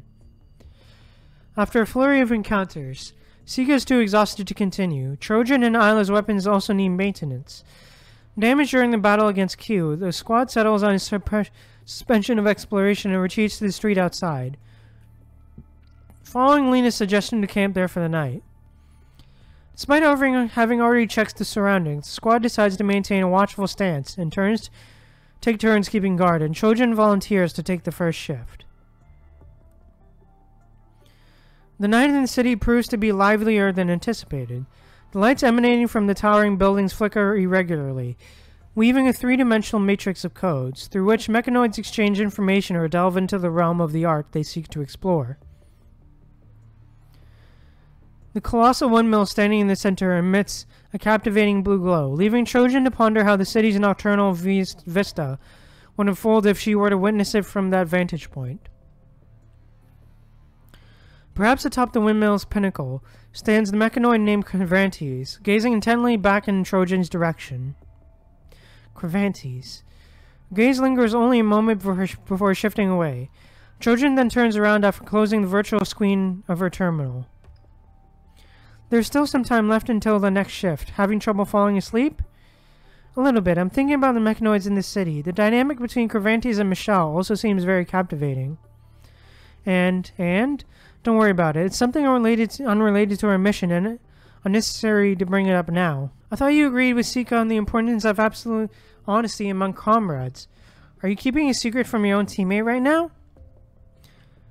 Just like you, I have my own little secret. If you're eager to uncover it, give it your all to win my affection. But considering the complexity of our mission this time, we'd better concentrate on our efforts on the exploration of the art museum for now. I can't help but feel a tad uneasy about Cervantes' memory data and what Bazile mentioned regarding people from Babylonia. You were always so upbeat, and I thought these things wouldn't bother you at all. And what about you? You always seem lost in thought with a solemn expression while gazing into the distance. Are you going to let worries and troubles consume your mind? Well, it's not like I'm never bothered, but I just find things that feel better when approached with a positive mindset. Is this how you feel? Is this how you view our squad? Absolutely. This is my first time being a part of the task force for a service mission. I'm not over with the excitement yet. Moreover, don't you think everyone in our squad has so much untapped potential? Sure, those battles before were tough, but we all pulled through in the end. Same goes for you, Trojan. Oh, we haven't properly celebrated our flawless teamwork back in Kowloon Hall. Now, give me a high five! Having said that, Isla extends her hand with a beaming smile, waiting for Trojan to reciprocate. Do I really have to? Trojan lets out a sigh, but then raises her arm to give Isla's palm a gentle tap. Just to give you a heads up, I'm pretty much on the same page as Lena. Last time I heard the word comrade was way back in my teenage days, flipping through a picture book during the Golden Age. It's true that we may not be comrades, or rather, it's just not possible for most people in the world to become comrades. It's already a miracle of miracles to encounter a close friend whom you can trust with your life. And even if you do find such a person, there's no guarantee it'll stick around forever. However, even if we can't become comrades, we're still teammates, aren't we? We may have completely different motives and intentions, but at least we're working toward the same goal. That's good enough. I don't know if I should call you carefree or persistent. Persistent, without doubt. I'm still incredibly intrigued by your past, and Lena's too. I don't know why, but something tells me that I'll find wonderful story inspiration from that. Generally speaking, aren't you supposed to say some cheesy lines to help me work through my emotional baggage and leave my past shadows behind? I can certainly give it a shot if that's what you're looking for, but I must admit that my expertise doesn't lie in that particular area. The Grey Raven Commandant is likely an expert in that regard. You may have a better chance with that person. The Grey Raven Commandant, a truly unique presence even in the task force. Stop the invasions of the punishing virus and thwarted the Ascendant's plans more times than I can count. Retrieved crucial data for researching Omega weapons. Played a pivotal role in the lunar base incident. Gambled everything owned to save a teammate, Imperia, who's destined to be sacrificed. I wouldn't be surprised if everyone deems that person the savior of Babylonia. It's too unrealistic to stop someone from admiring such a remarkable individual, isn't it? Trojan's face breaks into a faint smile, yet her words are not intended for Isla's ears. On the second floor of the building where the squad stations, a lithe figurine opens the window and gracefully leaps inside, moving with the nimbleness of a cat and making nary a sound. There's no denying that Grey Raven has brought a sense of hope, but it's impossible to replicate that hope. Hope that cannot be replicated will eventually be turned into a toxic influence, leading people to lose their grip on reality. Just as that commandant reached Imperia's side, the construct stationed on the surface initiated a mass defection all at once.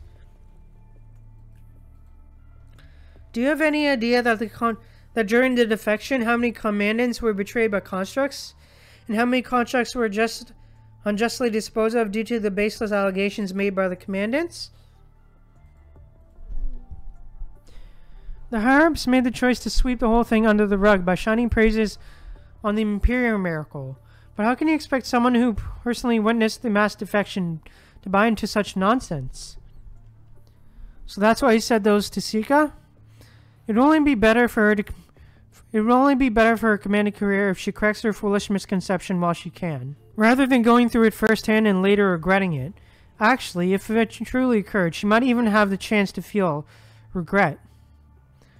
It seems like you're hinting at something else. You've been watching me since nightfall, haven't you?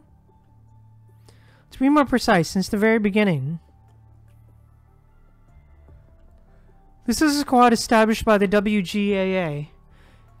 Having a construct with a Corona background on board says a lot, don't you agree? Look, there's no need to dwell on something that happened ages ago. I've been faithfully serving the task force all these years, and just so you know, my inclusion in the squad has the stamp of approval from General Wells himself. Lee and Grey Raven, Vera and Cerberus, and even Commander Nikola, they all have a Corona background. Are you planning to scrutinize each of their positions? Then what's the deal with your service records being totally blank? What went down with your previous squad that made them wipe out all their related data? That's not something you need to worry about. How about you spill the beans on your experience quitting Caribou first?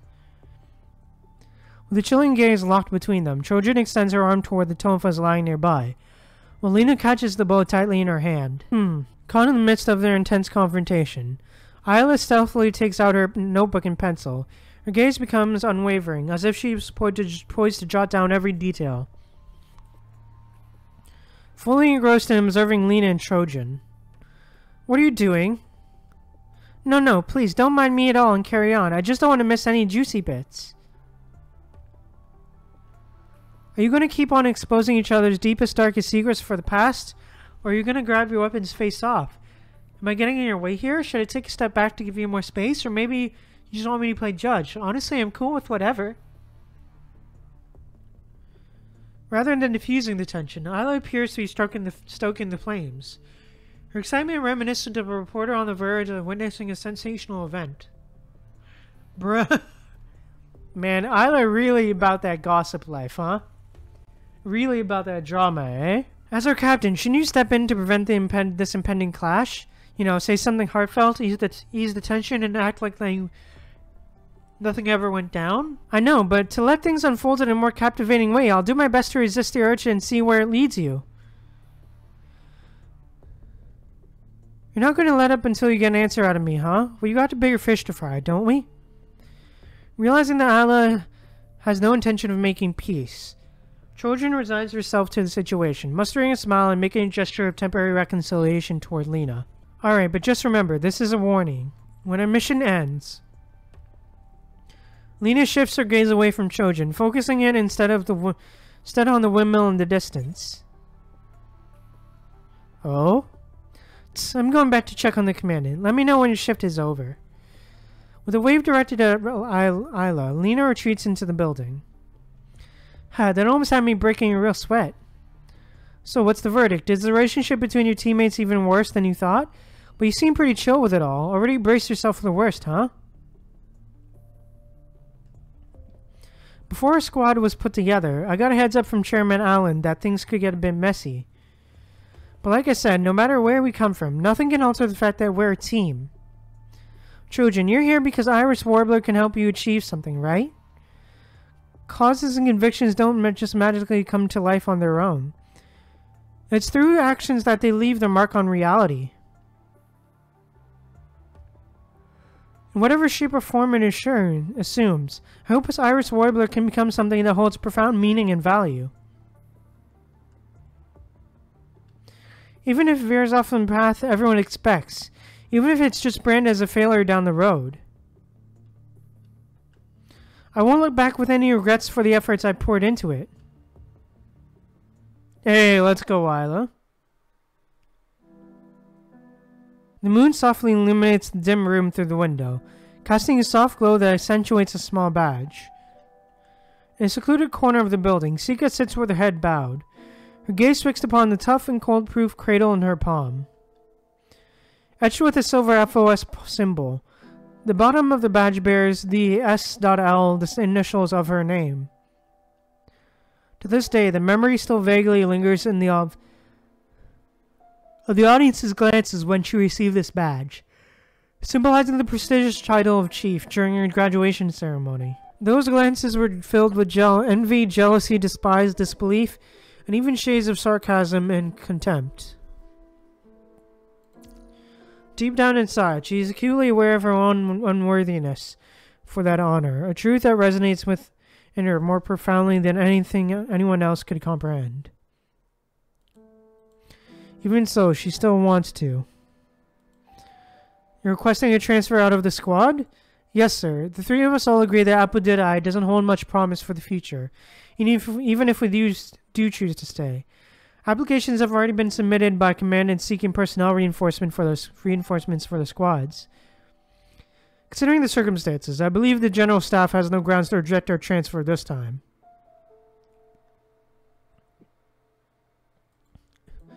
Our cooperation with the Commandant didn't go that well, as she struggled to adapt to her combat style. If I remember correctly, she sent you to escort the engineering force to Conservation Area 27 during the Hetero Tower mission. However, instead of promptly contacting her after completing the task, you opted to proceed independently. Can you give me an explanation? During that period, the surface communications were severed, and it wasn't just our squad that experienced loss of contact with teammates.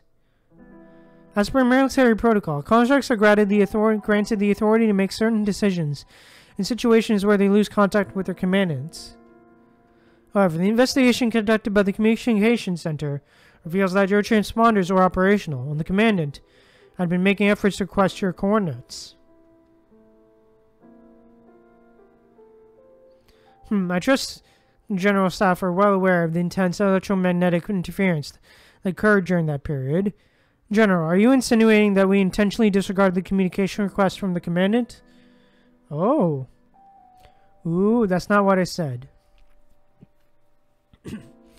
I just want to make it clear that your Commandant's utmost concern has always been your safety until the very end, and nothing else.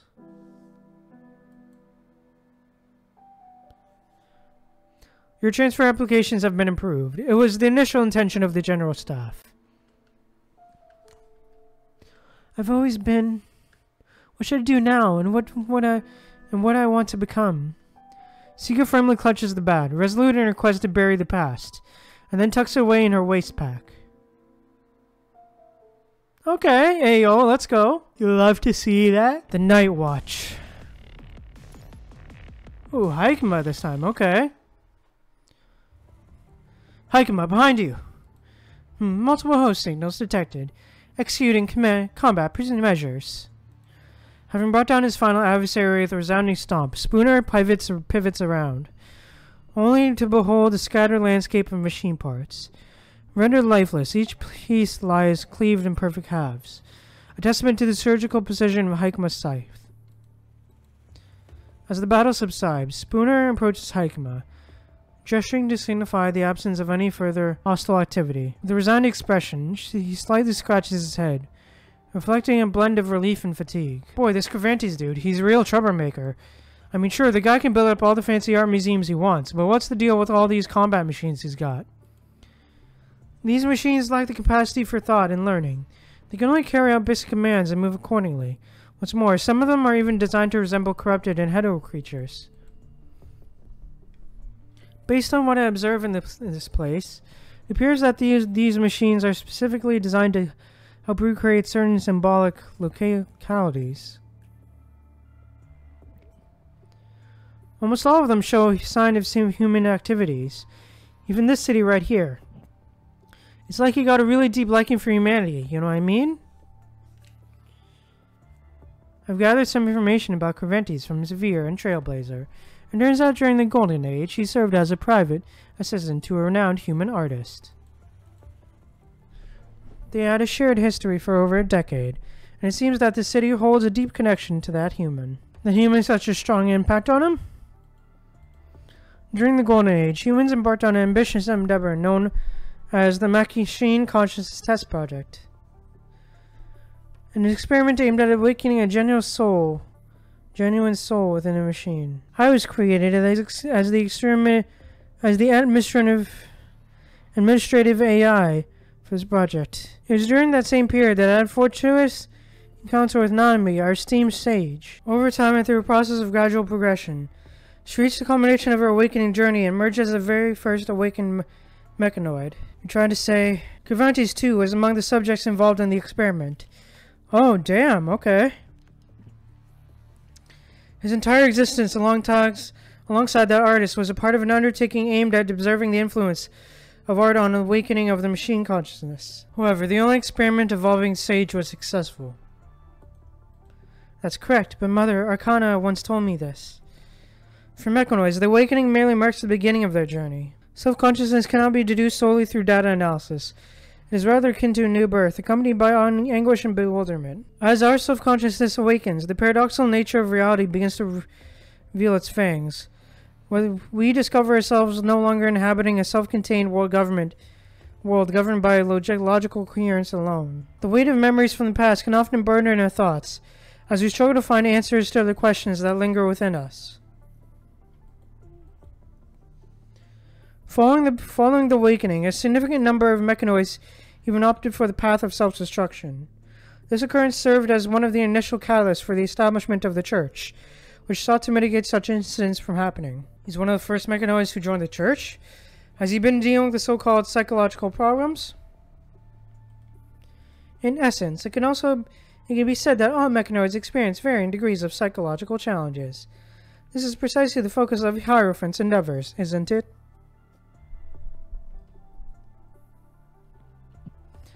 So if his mental state hasn't improved, can we actually expect to convince him to come back to the Church, even if we meet him face to face?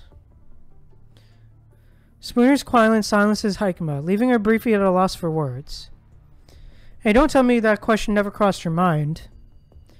Ever since he left the position of Tower has remained empty because the Church collectively acknowledges that there is simply no one better suited for the role than Cervantes. If you can perceive the summoning of Sage, you should be able to grasp our intention as well. Regardless, we must make the most effort first. With a faint smile adorning her face, Hikema is ready to leave the exhibition hall in the company of Spooner and continue their expedition into the depths of the museum. However, an abrupt change overtakes her countenance. Hikema swiftly interrupts Spooner's movement, activating the stealth module to muffle their footsteps. My sensors have picked up activity from living entities, and the biological signatures registered. It appears to be a group of constructs. Constructs? Could they be from Babylonia? Have they somehow gotten the scoop on the city too? Switch on your tracking mode, Spooner. Let's make our way toward their vicinity first. Nodding silently in agreement, Spooner also conceals his footsteps. Okay, ayo. Chrono. Oh, damn. Damn, Chrono in the house? God damn. Sword 4, how's the hacking on the main system coming along? Hey, Sword 9, can you hold your horses and give me a break? These encryption methods are completely new to me. If it were anyone else, I bet they spend a good 3 days trying to find out a loophole in the firewall. Both the teams of Cups and Wands have come up empty-handed on their missions, and the fledglings are already in motion. If we can't locate the cargo that the boss is after, we're going to be in a world of trouble. Sword 7, the location of the fledglings? They've left Exhibition Area D and are making their way toward Area F. We must continue to narrow down our search area, or we'll inevitably cross paths with them. Ugh, this art museum is becoming such a real pain. Who would have thought that some mechanoids would cause such a headache? The Pentacles are currently tackling the firewall in Area H. It won't be long before we regain full security access to this room. If they haven't triggered the alarm right from the start, we could have made even more progress. I'll say it once more, the mission has to be a success. If the task force gets their hands on that subject before us, it'll take much more than just finding a few scapegoats to get us out of this mess. Sword 4, don't forget to throw a wrench into the works once we gain system access. It's best to put an end to the fledglings right here and now. Ayo? Corona's up their shit again, huh? But the squad still has. This is the latest order from the higher-ups. We need to ensure we erase all traces and leave no evidence behind. Losing a squad during a surface mission is just part of the job, isn't it? Wow, dude, that's cold. Data filtering complete. Identity analysis concluded. Babylonian Special Contract Forces of Chrono, codenamed Swords. Looks like some rats managed to sneak into Cranty's backyard garden. Fixing his gaze on the distant group of constructs, Spooner speaks in a hushed tone. Shall we do some cleaning for them? Spooner, watch over there. They've kidnapped 2 mechanoid residents from the city. Prompted by Hikema, Spooner shifts his gaze toward the corner, where he spots 2 mechanoids being held hostage by the chrono constructs. Of course, Chrono is on their shit again.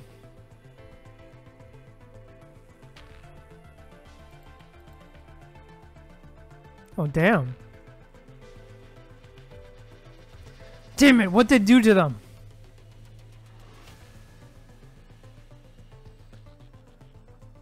Sword 7, have those 2 weird machines been behaving themselves? The systems crashed after we deployed their logic virus. Shall I proceed with disposing of them? Let's leave them be for now. Seems that some of the higher-ups are also studying mechanoids that display unique behavioral patterns. Once the hacking is finished, we'll extract their memory shells and bring them back as experimental materials. Of course, Chrono does that. Hikema, what's the plan now? Look on the hostile signals and wait for my command. Let's devise combat strategies while prioritizing the rescue of our own people.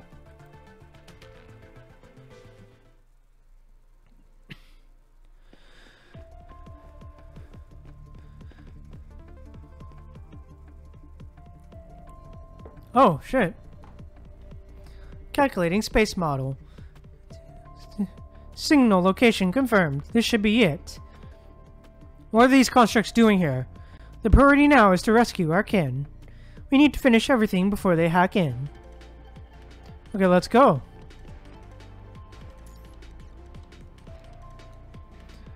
Unauthorized members detected. They're hacking into the museum's security system. This is in line with our information. Who are you? Warning, 2 battle mechanoids sighted. If we can't dodge them, better finish this fast. Who? There's something we can use on him? If the reinforcements were summoned by them, we should be able to find some ID cards.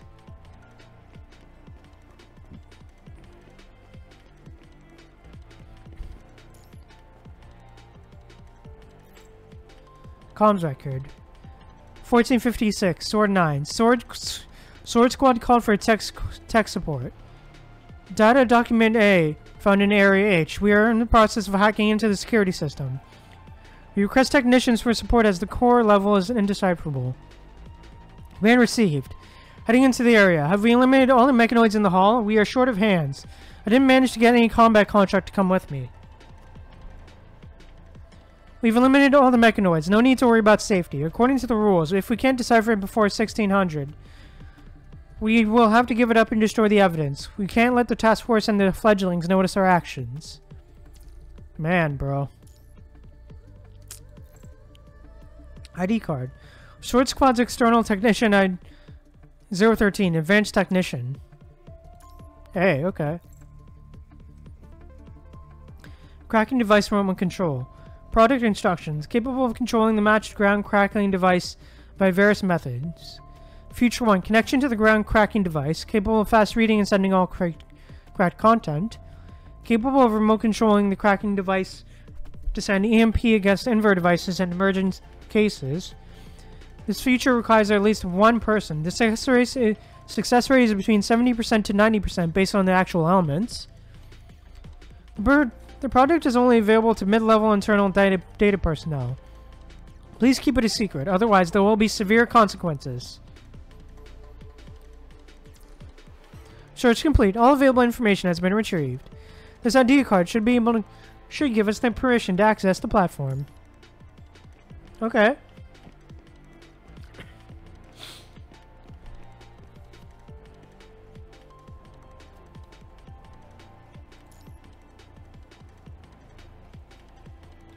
Door unlocked. The control platform is also linked to the power source of the hall. Maybe we can use this remote control, but I'm not sure if it'll also affect us. I'll leave it up to you to come up with a plan, Haikma.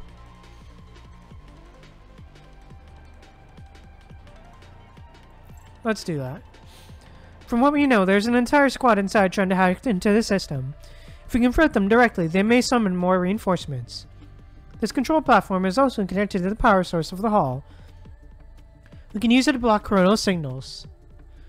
Perhaps we can control their cracking device remotely to unleash a pulse, but one of us must operate the device continuously. There is also a risk of failure. No problem, I'll stay here to use the remote while you wait for me in the hall. But you need to face them alone if my hacking fails. Okay, let's go.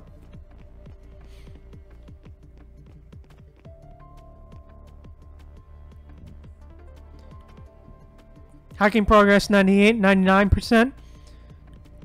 Success, I'll leave it to you. We've been set up. What's going on? High performance combat mode activated. Objective, eliminate all enemies before the signal shielding ends. Unexpected high performance tactical circuit activated. Alright, let's go.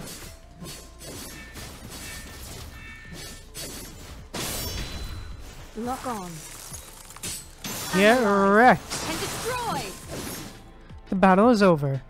Can you investigate this place to see if there's more useful information? Useful information? I'll go check our fellow mechanoids.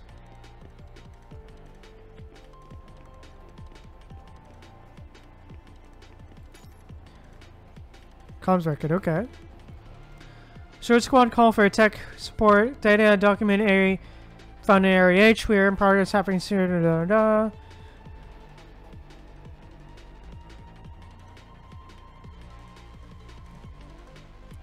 Area H is under attack. Calling for fire support. System had failed to send the message. Try again. Intel Constella, old site. A huge city constructed in the late Golden Age. Part of the identity of the ring constructor is still unknown. Confirmed as a normal mechanoid. Intel sent back to waiting for further instruction. Record destroyed. Mission X1. Mission content. Invade city and recycle test subject. In a case of any mechanoid who stands in the way, refer to attachment 1. Mechanoid virus to control it. Attachment 1. Mechanoid virus. Okay.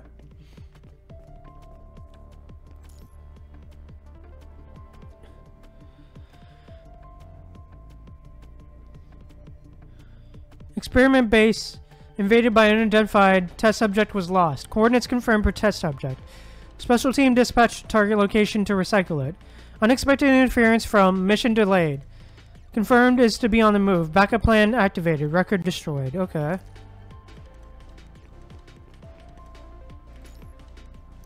No useful information on the soldier?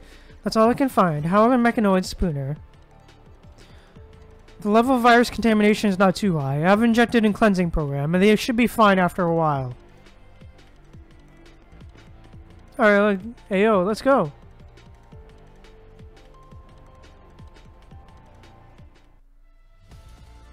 Hey.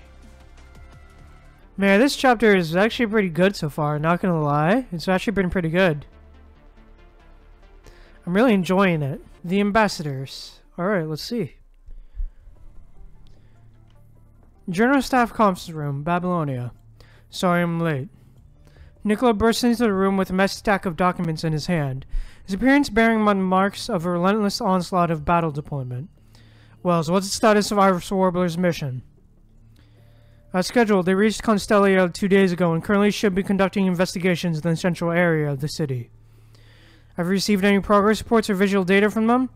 Unfortunately, the signal interference within the city remains significant, making it difficult for them to establish stable remote connection with us at the moment. However, the commandant's mind beacon is within range of our near-Earth radar, and signal remains strong and stable. Based on that, we can assume that they are following the plan and making steady progress for now. Okay, we just received reports from Grey Raven and Egret, and both squads have finished their recon missions earlier than expected. It's estimated that they'll be ready for new battle deployment in 3 days. We can send them there as reinforcements if necessary. Commander Nicola, you seem particularly invested in this mission. Despite being a recently formed squad, Iris Warbler concludes a member whom you are familiar with. If this is simply an investigation mission, I fail to see why it would be necessary to deploy 2 additional elite squads there. I think I can empathize with Commander Nicola's concern, as we both have some special personnel memories related to Constellia. Chairman Allen, what makes you say that? Allen, well, I guess there's nothing to hide about the old days anymore. Looks like you know a lot about it. Why don't you spill the beans and explain it to them? I wouldn't say I'm an expert or anything. I just happened to cross paths with Michelle a few times when I was younger. Michelle Vasari, the designer of Constellia, also a former WGAA member during the Golden Age. That's why you're adamant about signing Isla's squad to investigate Constellia, right? Indeed, while Iris Warbler might not be the best choice if our sole focus is on efficiency, I still want to have someone from the WGAA lead this mission.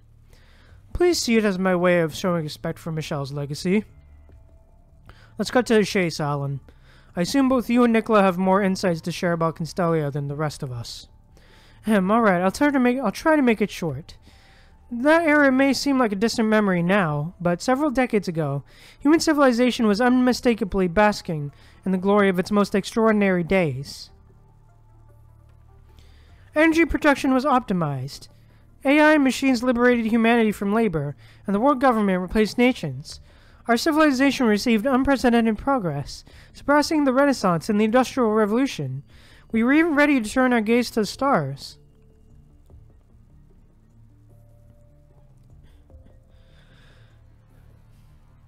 Just as the pyramids of ancient Egypt, the Pantheon in Athens, and the basilicas of St. Maria del Fiore stand as enduring monuments, it was only natural for the people of the Golden Age to desire a symbol of their own, a testament to the magnificence of their era.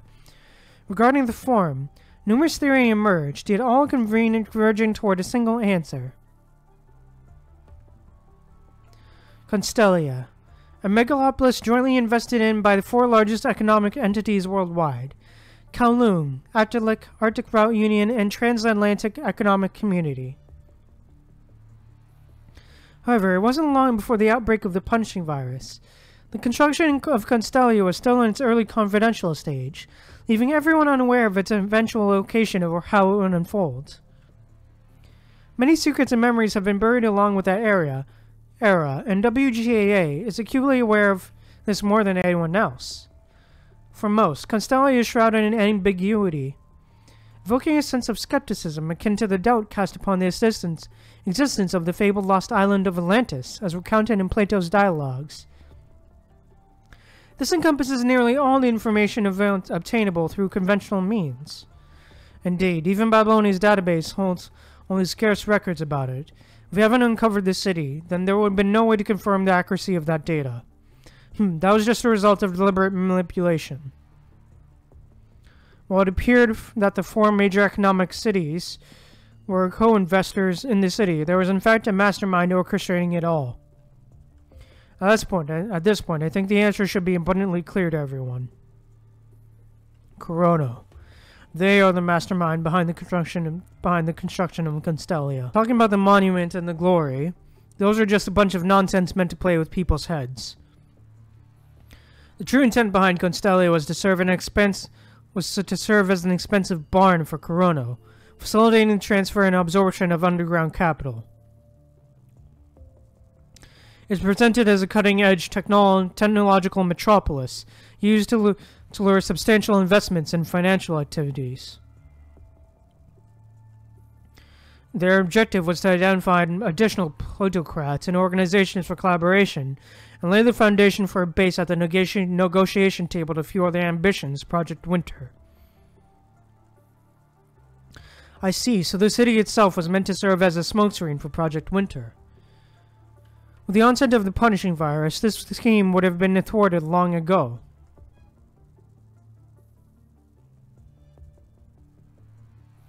Exactly, they wiped out most of the data as if it never had happened.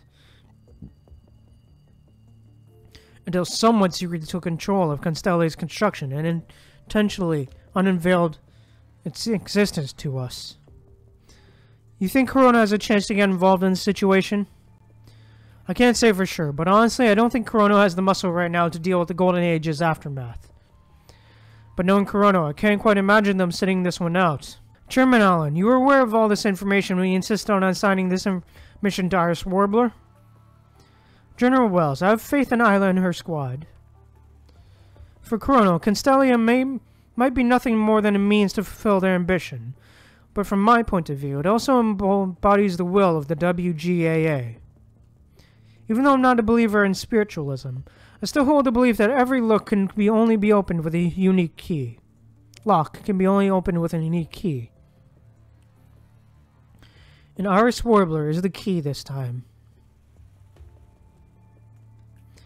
Well, so don't you think this could also be an opportunity for us?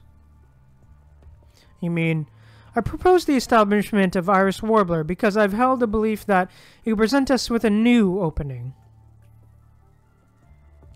The Golden Age is a colossal sunken wreck, and the WGAA has been committed to salvaging it. However, our intent isn't just to place its remains in a museum for mere admiration. We aim to restore it. We want to transform it into an arc that guides humanity toward the future. Alan is undoubtedly the least experienced and the youngest among the four present, not even involved with the military field. However, his voice exudes unwavering composure and faith. Since things aren't clear yet, whether we should send additional elite squads to Constellia or not is still up for debate. At the very least, we should wait to see the surface report from Iris Warbler Command first. Before Hassan can finish his sentence, a crisp notification sound chimes in the conference room. Hassan and Nicola both turn their gaze on the source of the sound, Wells. It's nothing, just a notification from my private terminal. But thought I had already set it to silent mode. Sorry, let me quickly take a look. Who had sent a private email to him at this hour? After a few seconds of hesitation, Wells activates the virtual screen of his terminal. Unknown sender and address. Evidently, someone sent this email by hacking into his private channel. As the head of the general staff, Wells holds the same security clearance as Hassan in Babylon and Nicola. His devices should have the highest level of protection. This sender must be a skilled hacker capable of breaching the highest level military security protocol, and it's highly likely to be someone from Babylonia. After a brief perusal of the email, a stern expression crosses Wells' face. What's wrong, Wells?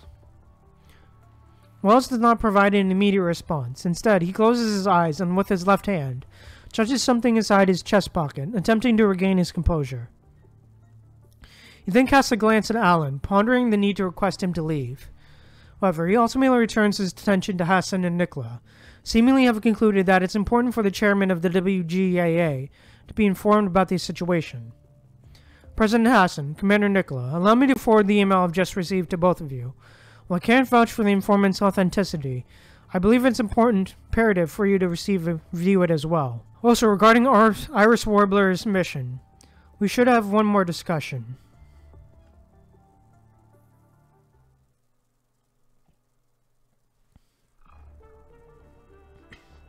Alright, there you go.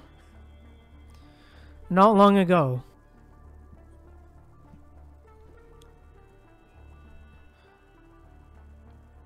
In a quarter near the engineering force's base, a disheveled man in a flamboyant Hawaiian shirt and flip-flops saunters carelessly.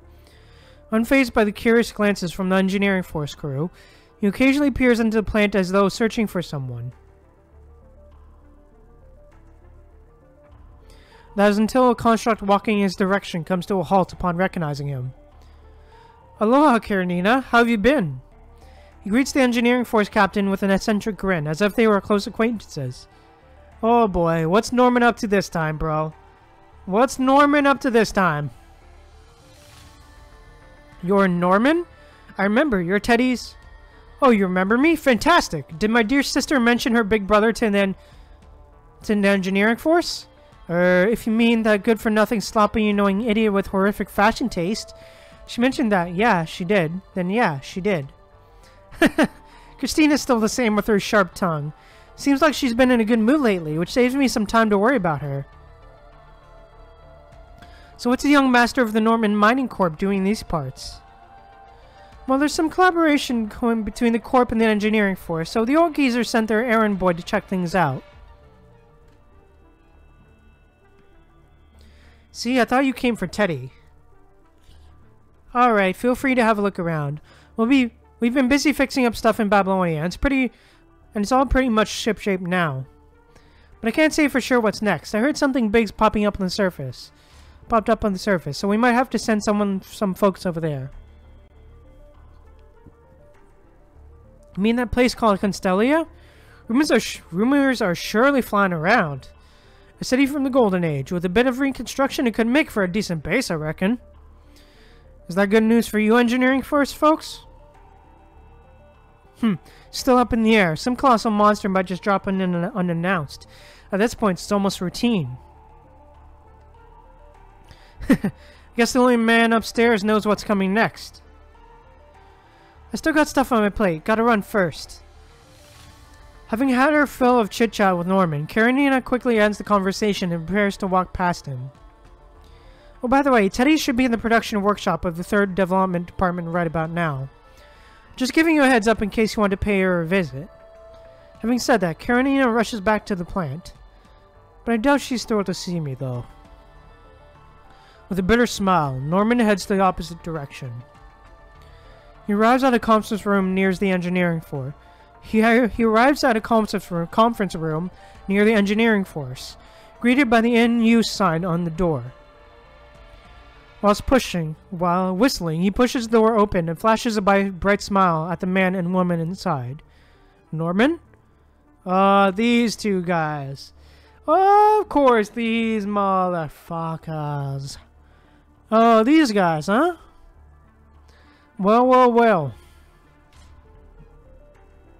Well, well, look who's here, Mr. Norman. The last time we bumped into each other was at the lunar base, huh? Oops, my bad. I didn't realize someone is in here. I just needed a spot for a quick breather. The military's got a few things in the works with the engineering force, so Rebecca and I dropped by to see how it's going. Man, what a bunch of trivial errands. The boredom is killing me. Hey, Mr. Norman, how about we grab a cup of tea and catch up a bit? I don't see any reason to turn down your friendly offer, Mr. Collins. Rebecca sighs at a loss for words as she listens to the two men's pretentious conversation. Collins, cut the act. Is Norman the guest you mentioned earlier? Hey, what the long face, Rebecca? Every visitor is a guest here. It's fate that brought Mr. Norman to us. Let me remind you up front. The bogus CCTV footage and meeting record will only buy you roughly half an hour, so better not squander all that precious time on pointless chit-chat. Well, if the lovely lady says so, Mr. Norman, it seems our little get-together won't be a lengthy one this time around. Sure, I was planning to pay my sister a visit before the engineering force wraps up for the day anyway. Oh, you're talking about Miss Christina Norman. She's truly lucky to have a caring brother like you. It's a shame she doesn't see all the effort and sacrifices you made to give her some freedom from the family's control. Collins, I don't want to hear anything about Christina here. Upon Collins delving into his personal life, Norman's expression quickly shifts, his faint smile vanishing. I've brought what you want. Norman retrieves a small electronic terminal from his pocket and slides it across the table towards Collins with a deft motion. What is this? Even though it's not my usual business, this thing has piqued my interest since a while ago. If you're really keen on knowing, considering it one of the perks of Project Winter's fruit basket. Project Winter, isn't that just experiments about ascendance? That's just what the outsiders think. Project Winter is the core of Chrono. Even I can't get a full view of it. Mind Fusion and Detachable Modular Technology. Experiment ID W014. I can't exactly say how long it's been going on, but 5 years at the least. Mind Fusion? Sounds like something cooked up by mad scientists, right? I don't have all the details, but the word is that they're aiming to create a biological weapon that can form a unique connection with constructs. So this biological weapon is meant to beef up a construct's defense against the punching virus. But you know, the Science Council already churned out those new frames that are totally immune to the virus. Must have been a real struggle for the folks working on the project, I imagine. On that project, I imagine. This tech might not be a little outdated in terms of functionality, but it is a treasure trove of knowledge because it's all about mind research. Humanity's way behind when it comes to understanding the mind compared to an Inver device. Figuring out the mind secrets have been a tough nut for Babylonia to crack. Inver device, mind. Just how obsessed Chrono is with all these. You know, Chrono's made up of a bunch of crazy folks. No, I mean they are idealists aiming to push the limits of human knowledge. They're always brimming with ideas and ready to make them happen. Heck, Let's Observe Project managed to attract funding, and that says a lot about the organization. So does that mean that Norman Mining Corp has ties to Chrono in other ways beyond just the lunar base? Just a few here and there. You could never guess who these wealthy bored folks get in bed with, you know? The Corp sponsored a surface laboratory base of Chrono. I don't have access to much data, but as a token of goodwill, I think it should suffice. Norman, so your partnership with Lintz went sour. How should I put this? He basically crossed the lines he shouldn't have. Plus, that lunar base situation turned into a real mess, so Lintz is pretty much useless to me now. That's why I'm here, bringing my bargaining chip to scout for a new partner. Mr. Collins strikes me as a reliable, sophisticated gentleman. Mr. Norman, it looks like you're quite terrible at reading the situation. Honestly, I don't have many cards left to play after losing Luna.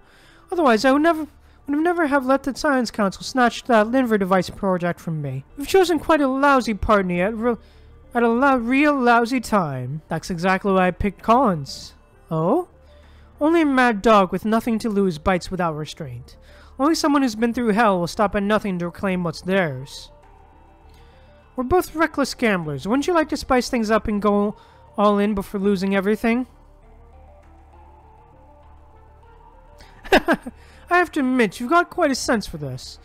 I had a hunch about you, and it seems my instincts are right on the money. Leonardo Norman, we're cut from the same cloth, you and I. Since the gas has been poured, and you've brought me the torch, only a fool wouldn't know what to do next. So, what's your plan?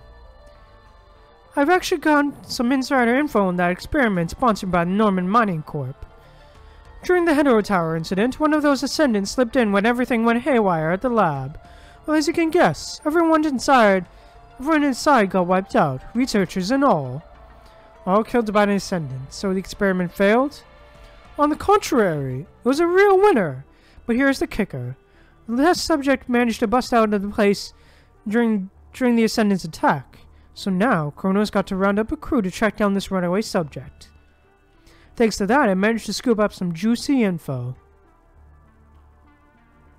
And you wouldn't believe how small this world is. That test subject turned out to be an old acquaintance of mine from way back. Never thought he'd come back like this, though. An old acquaintance of yours? Let's not dive into the nitty-gritty for those heart-wrenching old days right now. What matters is that Kurono is on the hunt for that runaway test subject, and it just so happened to know where he is. And you're thinking of nabbing that test subject before Kurono does? I doubt a refined gentleman like Mr. Collins would willingly become their cat's paw. The cat's paw. My dear Mr. Norman, even though we haven't known each other for long, it feels like we've already become kindred spirits. That test subject is like a firework, ready to explode at any moment. And we're going to make it shine as brightly and spectacularly as possible. We can't keep all that dazzling view to ourselves, can we? At least everyone in Babylonia should get a piece of it. If the military catches wind of the test subject, the Parliament will be all over Kurono, and even the Norman Mining Corp will be able to dodge the bullet. That's right. Only those crazy Kurono folks are ruthless enough to run such a twisted experiment on a living being. Once the dirty secret's out, you can bet the Parliament will serve them up a dose of justice. And that's exactly what we want to see. Gardening is all about trimming the excess branches to help the plant thrive. After all these years of working with my Nicky boy and Hassan, I know better than anyone how sharp these two scissors can get. How do you plan on spreading this information? Don't worry, there are plenty of gossip mongers out there, and I happen to know a reliable one. Once everything is set, let's see how our friendly rivals react while waiting for the fireworks to bloom. Okay, damn. That doesn't sound good. Purifying Force Training Room, Babylonia. Oh? New character? After the daily routine, there is only one construct left in the empty training room, tirelessly practicing his sword swings. Asarius, you're still here? Oh! That's what Asarius looks like. Oh, that's his design. Yo! Asarius playable when, bro? Bianca enters and spots Asarius, who hasn't returned to his dormitory yet. She sighs, clearly familiar with this sight, because it must get stronger. You've become more and more obsessed with this since the Red Tide incident. Forget about what I said. I think I understand why you're feeling this way. Is there something you need from me, Captain? There's a mission for you, Asarius. The Command Center has assigned a classified mission to the Purifying Force, specifically naming you as the Executor. What's it about? I'm in the dark about that as well. My role is simply to follow the procedure and relay the information to you. The specifics are above my clearance level. I see, that type of mission, huh? A last-minute mission assigned to a specific member of the Purifying Force, and even the Purifying Force captain has no access to the details. This is typically a measure taken when certain military high-ups need to accomplish something unconventional outside the bounds of normal procedures. Bianca has always wanted to eliminate those off-the-books orders, which could be seen as breaches of protocol. However, this tradition persists due to complexities within military ranks. You know you have every right to turn it down, Asarius. That's fine, I'll take it. After a moment of silence, the young construct rejects Bianca's advice. A mission is a mission, regardless of who it comes from and what it's for. Since they assigned me to the mission, the target must be pretty tough to deal with. With a composed demeanor, he finishes cleaning the weapon in his hand and then carefully sheaths it. It leaves me no reason to run away. Damn, bro. They're really doing that, eh? Oh, branching paths. Okay. Mont Sainte-Victoire.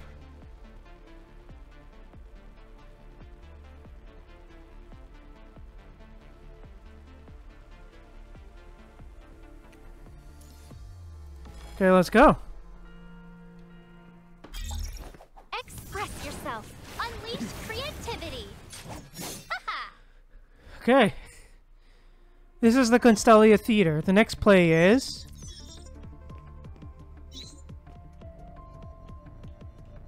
this is a good background for photos. Oh, is this mainly just a photo? Okay, I guess.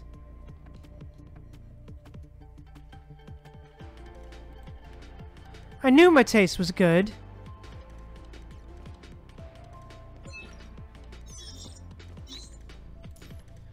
Kowloon, a regional commercial organization in the Golden Age with coastal cities in East Asia, with well-developed trade and shipbuilding businesses and a Kuror-class armed dreadnought Niter. It's one of the biggest 4 economic entities in the world. Screen will take us to Kowloon Hall. Nothing to explore here.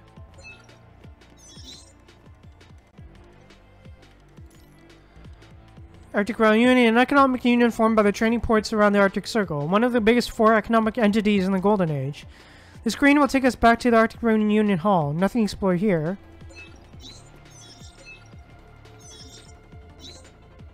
Okay, what's that?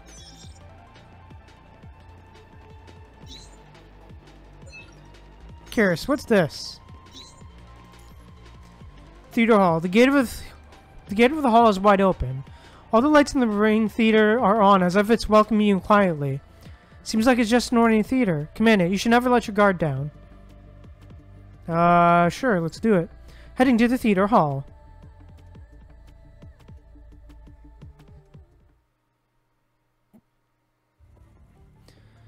After a night's rest, Isla and her squad resumed their exploration. As they continue down the corridor, a magnificent building looms ahead. Looks like it's a theater? The electronic sign over there reads, "This is Constellia Theater. The next play is..." Garbled text? Seems that its owner didn't want to give us a preview of what will happen next. Sometimes a little surprise can be quite pleasant, don't you agree? After strolling through the ornate corridor adorned with depictions of storms, sailors, angels, and demons carved on the walls, they're greeted by the magnificent sight of a circular theater. In the center of the stage, a peculiar mechanoid stands in silence. Hamlet? How? Isla rushes onto the stage and starts to carefully inspect the mechanoid. Hamlet, what is that? Hamlet is the name of the WGAA's holographic AI theater play machine. It's equipped with the latest theater performance technology, capable of delivering a fully immersive experience. However, it hasn't seen widespread commercial use due to its high cost and the technology's relative immaturity. The only existing one should be kept in the Science Council. Then this one. No, this isn't Hamlet. It's another virtual stage device that looks very similar. After inspecting the mechanoid, Isla waves to the others, indicating that there's no danger present.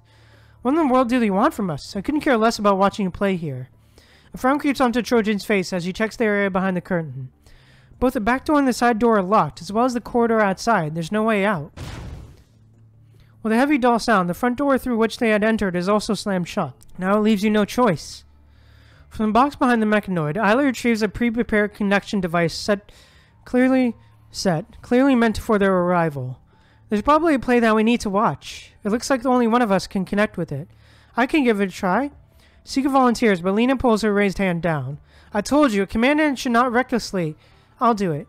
Isla's calm voice chimes in. I've taken part in the calibration operation of Hamlet many times, and I have plenty of special memories about this type of virtual stage. Moreover, she shows everyone a setup instruction manual for the virtual stage that she just found. I'm very familiar with this upcoming play. A wistful look appears on Isla's face, her eyes sparkling with nostalgia. It's a story about a knight. Okay. Let's go.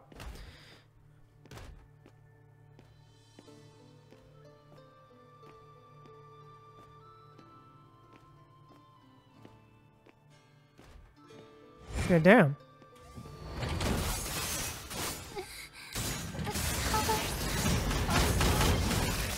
Do you understand the essence of Islism yet? Not today, baby. Not today. Yes, Eureka! The canvas is ready.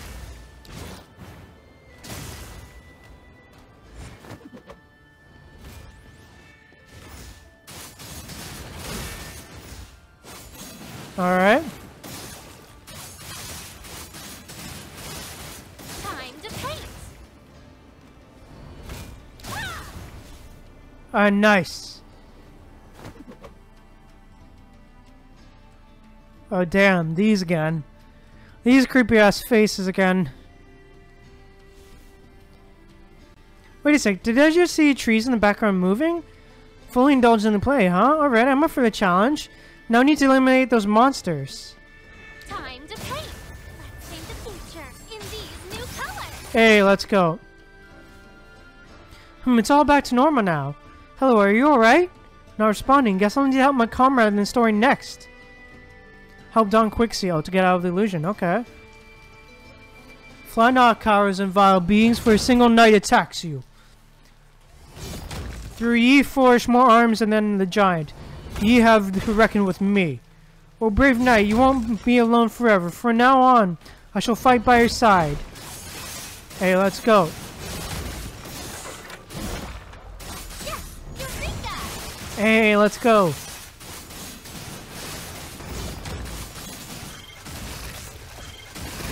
Eureka! Behold, a world of imagination! Hey, let's go. As I thought, once the enemy is defeated, the background will return to normal. Thank you, my comrade. But I cannot stop yet, for more await me to bring them justice. Is he such a knight in your eyes? Challenging the absurd world alone, charging against the cruel reality. He has always been doing so.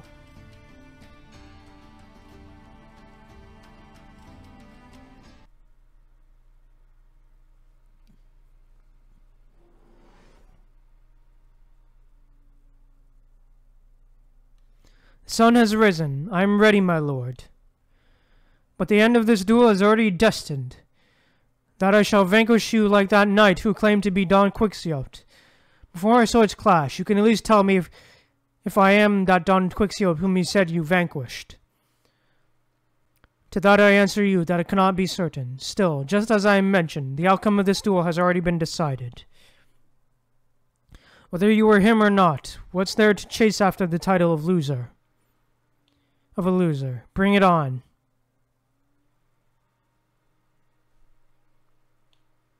I see. Pain may be the only means to wake you up from this delusion.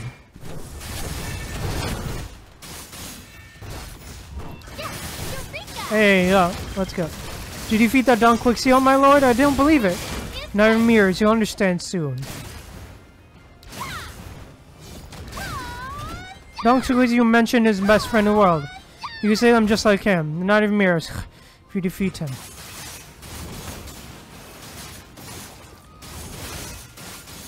Time to paint.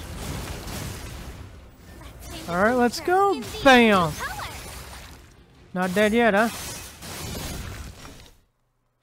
You are victorious. I will now take your helmet off. Look at me in the eye and tell me if I'm the Don Quixote whom you said you vanquished. Do you really wish to lift the helmet of truth?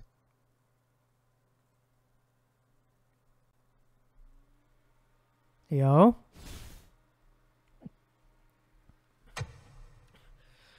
What truth did he see in your eyes? What would be that final straw to end his tragedy? Yo. I think I'm gonna end stream here for now. And honestly, this chapter is getting good.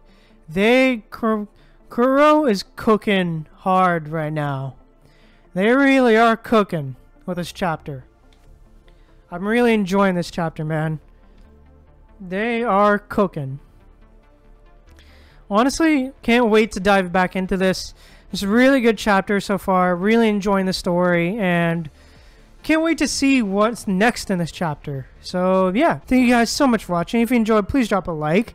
And also, if you want to see more, please drop a follow or a subscribe. And also, let me know what you thought of this video down in the comments below. And thank you guys again so much for watching. Remember to stay humble and be kind to people. I see you guys later.